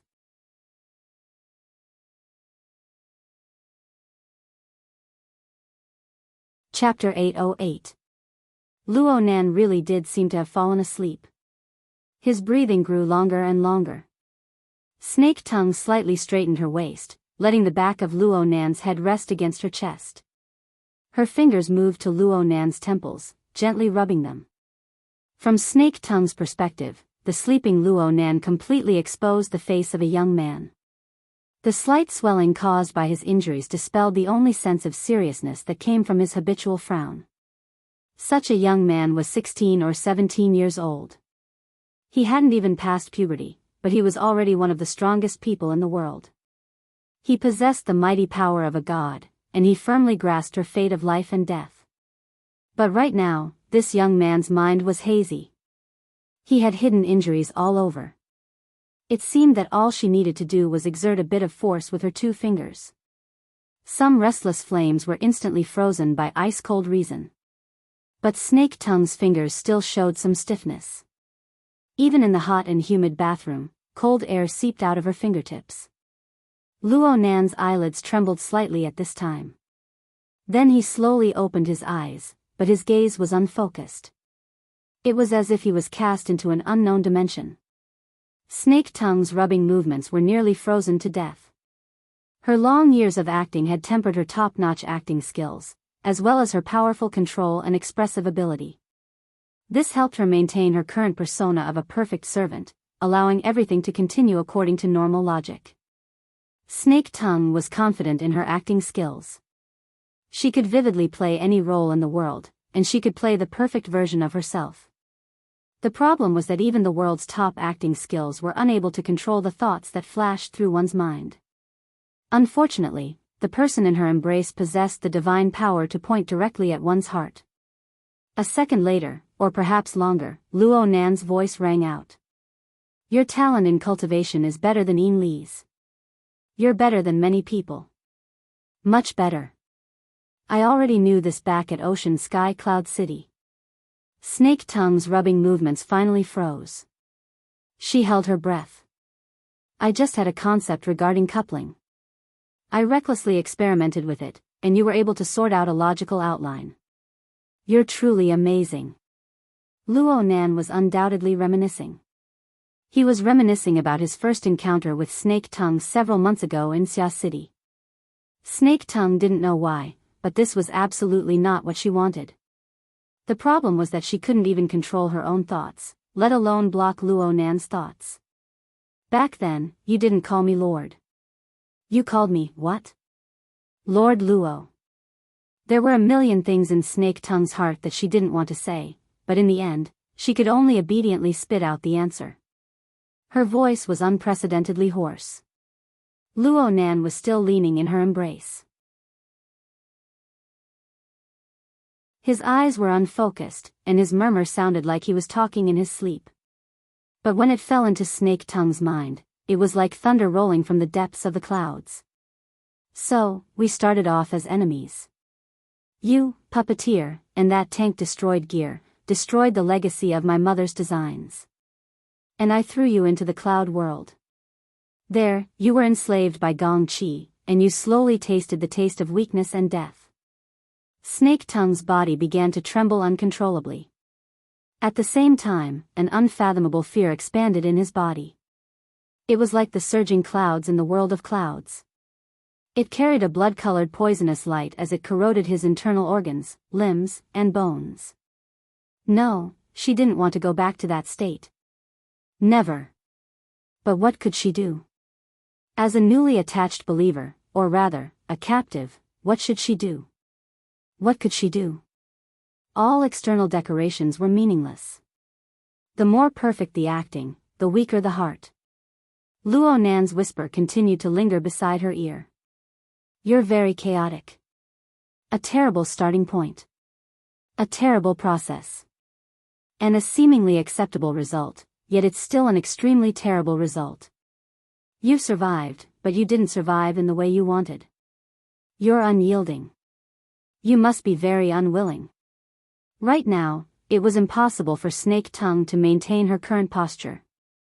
She used all of her strength to maintain the rhythm of her movements. She carefully leaned Luo Nan's body against the edge of the pool, and she broke away from him. She retreated, then she knelt on the ground. Her forehead made contact with the wet floor. She didn't open her mouth again because it would be wrong no matter what she said. She could only use this method to display her own humbleness and submission. Luo Nan's murmur continued to enter her ears amidst the hot and humid steam. It seemed that he was a bit tired from speaking, and his voice became even weaker and more vague. Your method is superior to Yin Li's. Etiquette is an external order. It can restrain emotions, but it doesn't go as far as to greatly neutralize the true strength in the heart. There has always been a flame burning in the bottom of your heart. The stricter the etiquette, the more intense the flame. This is very good. There was an instant when Snake Tongue's entire body went numb from top to bottom. It was as if she had lost all perception of her body. Only the heat and burn that burst forth from her chest was so clear and real. It was also at this moment that Snake Tongue tasted the flavor within. It was fear. It was resentment. It was hatred. It was restlessness. It was unwillingness. It was everything she was unable to dispel in this lowly situation. It accumulated and coiled to the point of smoldering poisonous flames. It was like the burning coal seams underground or the roaring magma. It smelted her soul, causing it to transform into an appearance that she herself was unable to distinguish. But the important point was that such a warped and blazing soul gushed out a power that even Snake Tongue herself was unable to control. Yet it was grasped by a peerlessly powerful hand from outside, stroking and toying with. A deep despair covered her nose and mouth, suffocating her. Luo Nan's voice dispersed amidst the steam. There were practically no fluctuations in his tone. He spoke in a flat and straightforward manner, describing the facts. You are polite, temperate, and obedient. You use etiquette to regulate and sublimate them. You are close to pious. The word pious is very good.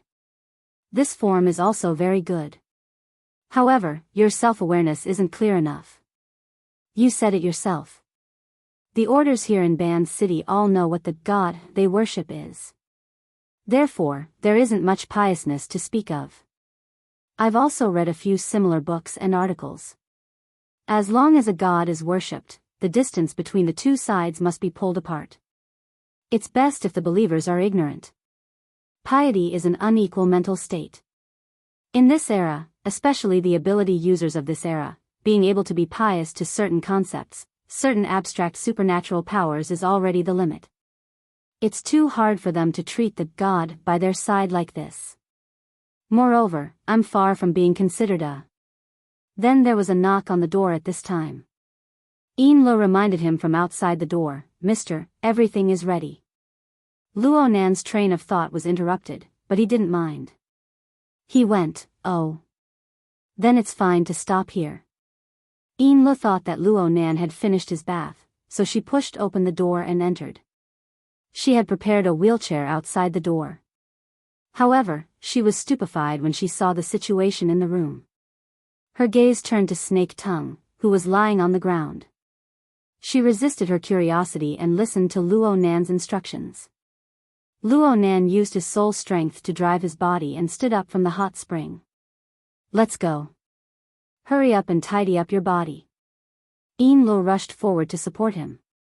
Snake Tongue, who was lying on the floor, was stunned for 2 seconds before she absent-mindedly got up. She completely followed her instincts and did what she had been doing before. It seemed that she would continue doing in the future. Before today, Luo Nan had never encountered such a situation. He had bared his body in front of 2 beautiful women. He was like the slave masters of ancient times, enjoying meticulous service down to his hair. However, the speed at which he entered the state exceeded his expectations. There was still some awkwardness and deliberate restraint before the bath, but now it had already turned into nothingness. Of course, he had never seriously experienced anything. Most of Luo Nan's energy was placed on the sunlight nightmare, the source of this phenomenon, the abyss world, and the intermediate process of the evolution of the two. He had observed the abyss world and even experienced the effects of the backlash. Right now, his brain had quite a few bursts of inspiration. Unfortunately, none of them matured. Once he entered the practical domain, he would more or less be lacking. And these were just insignificant sprays and droplets of the torrential flood of information. There were many more valuable things. They were all buried in the filtering nets of the soul cloak and the altar spiderweb. It was hard to find a trace of them. If he forcibly searched, his consciousness would unconsciously move toward the abyss world. He would feel the gravitational effect. Luo Nan didn't know the gravity of the situation. He didn't have the courage to do another wave in a short amount of time. Therefore, he cast his gaze toward the outside world.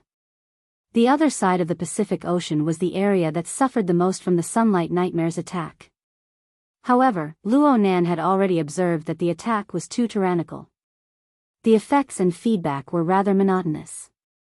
On the other side of the old continent, the effects were incorporeal and ever-changing. There was great value in observation and research. Lu and Snake Tongue were both targets of his observation. As for the results of the observation, there weren't any surprises on Lu.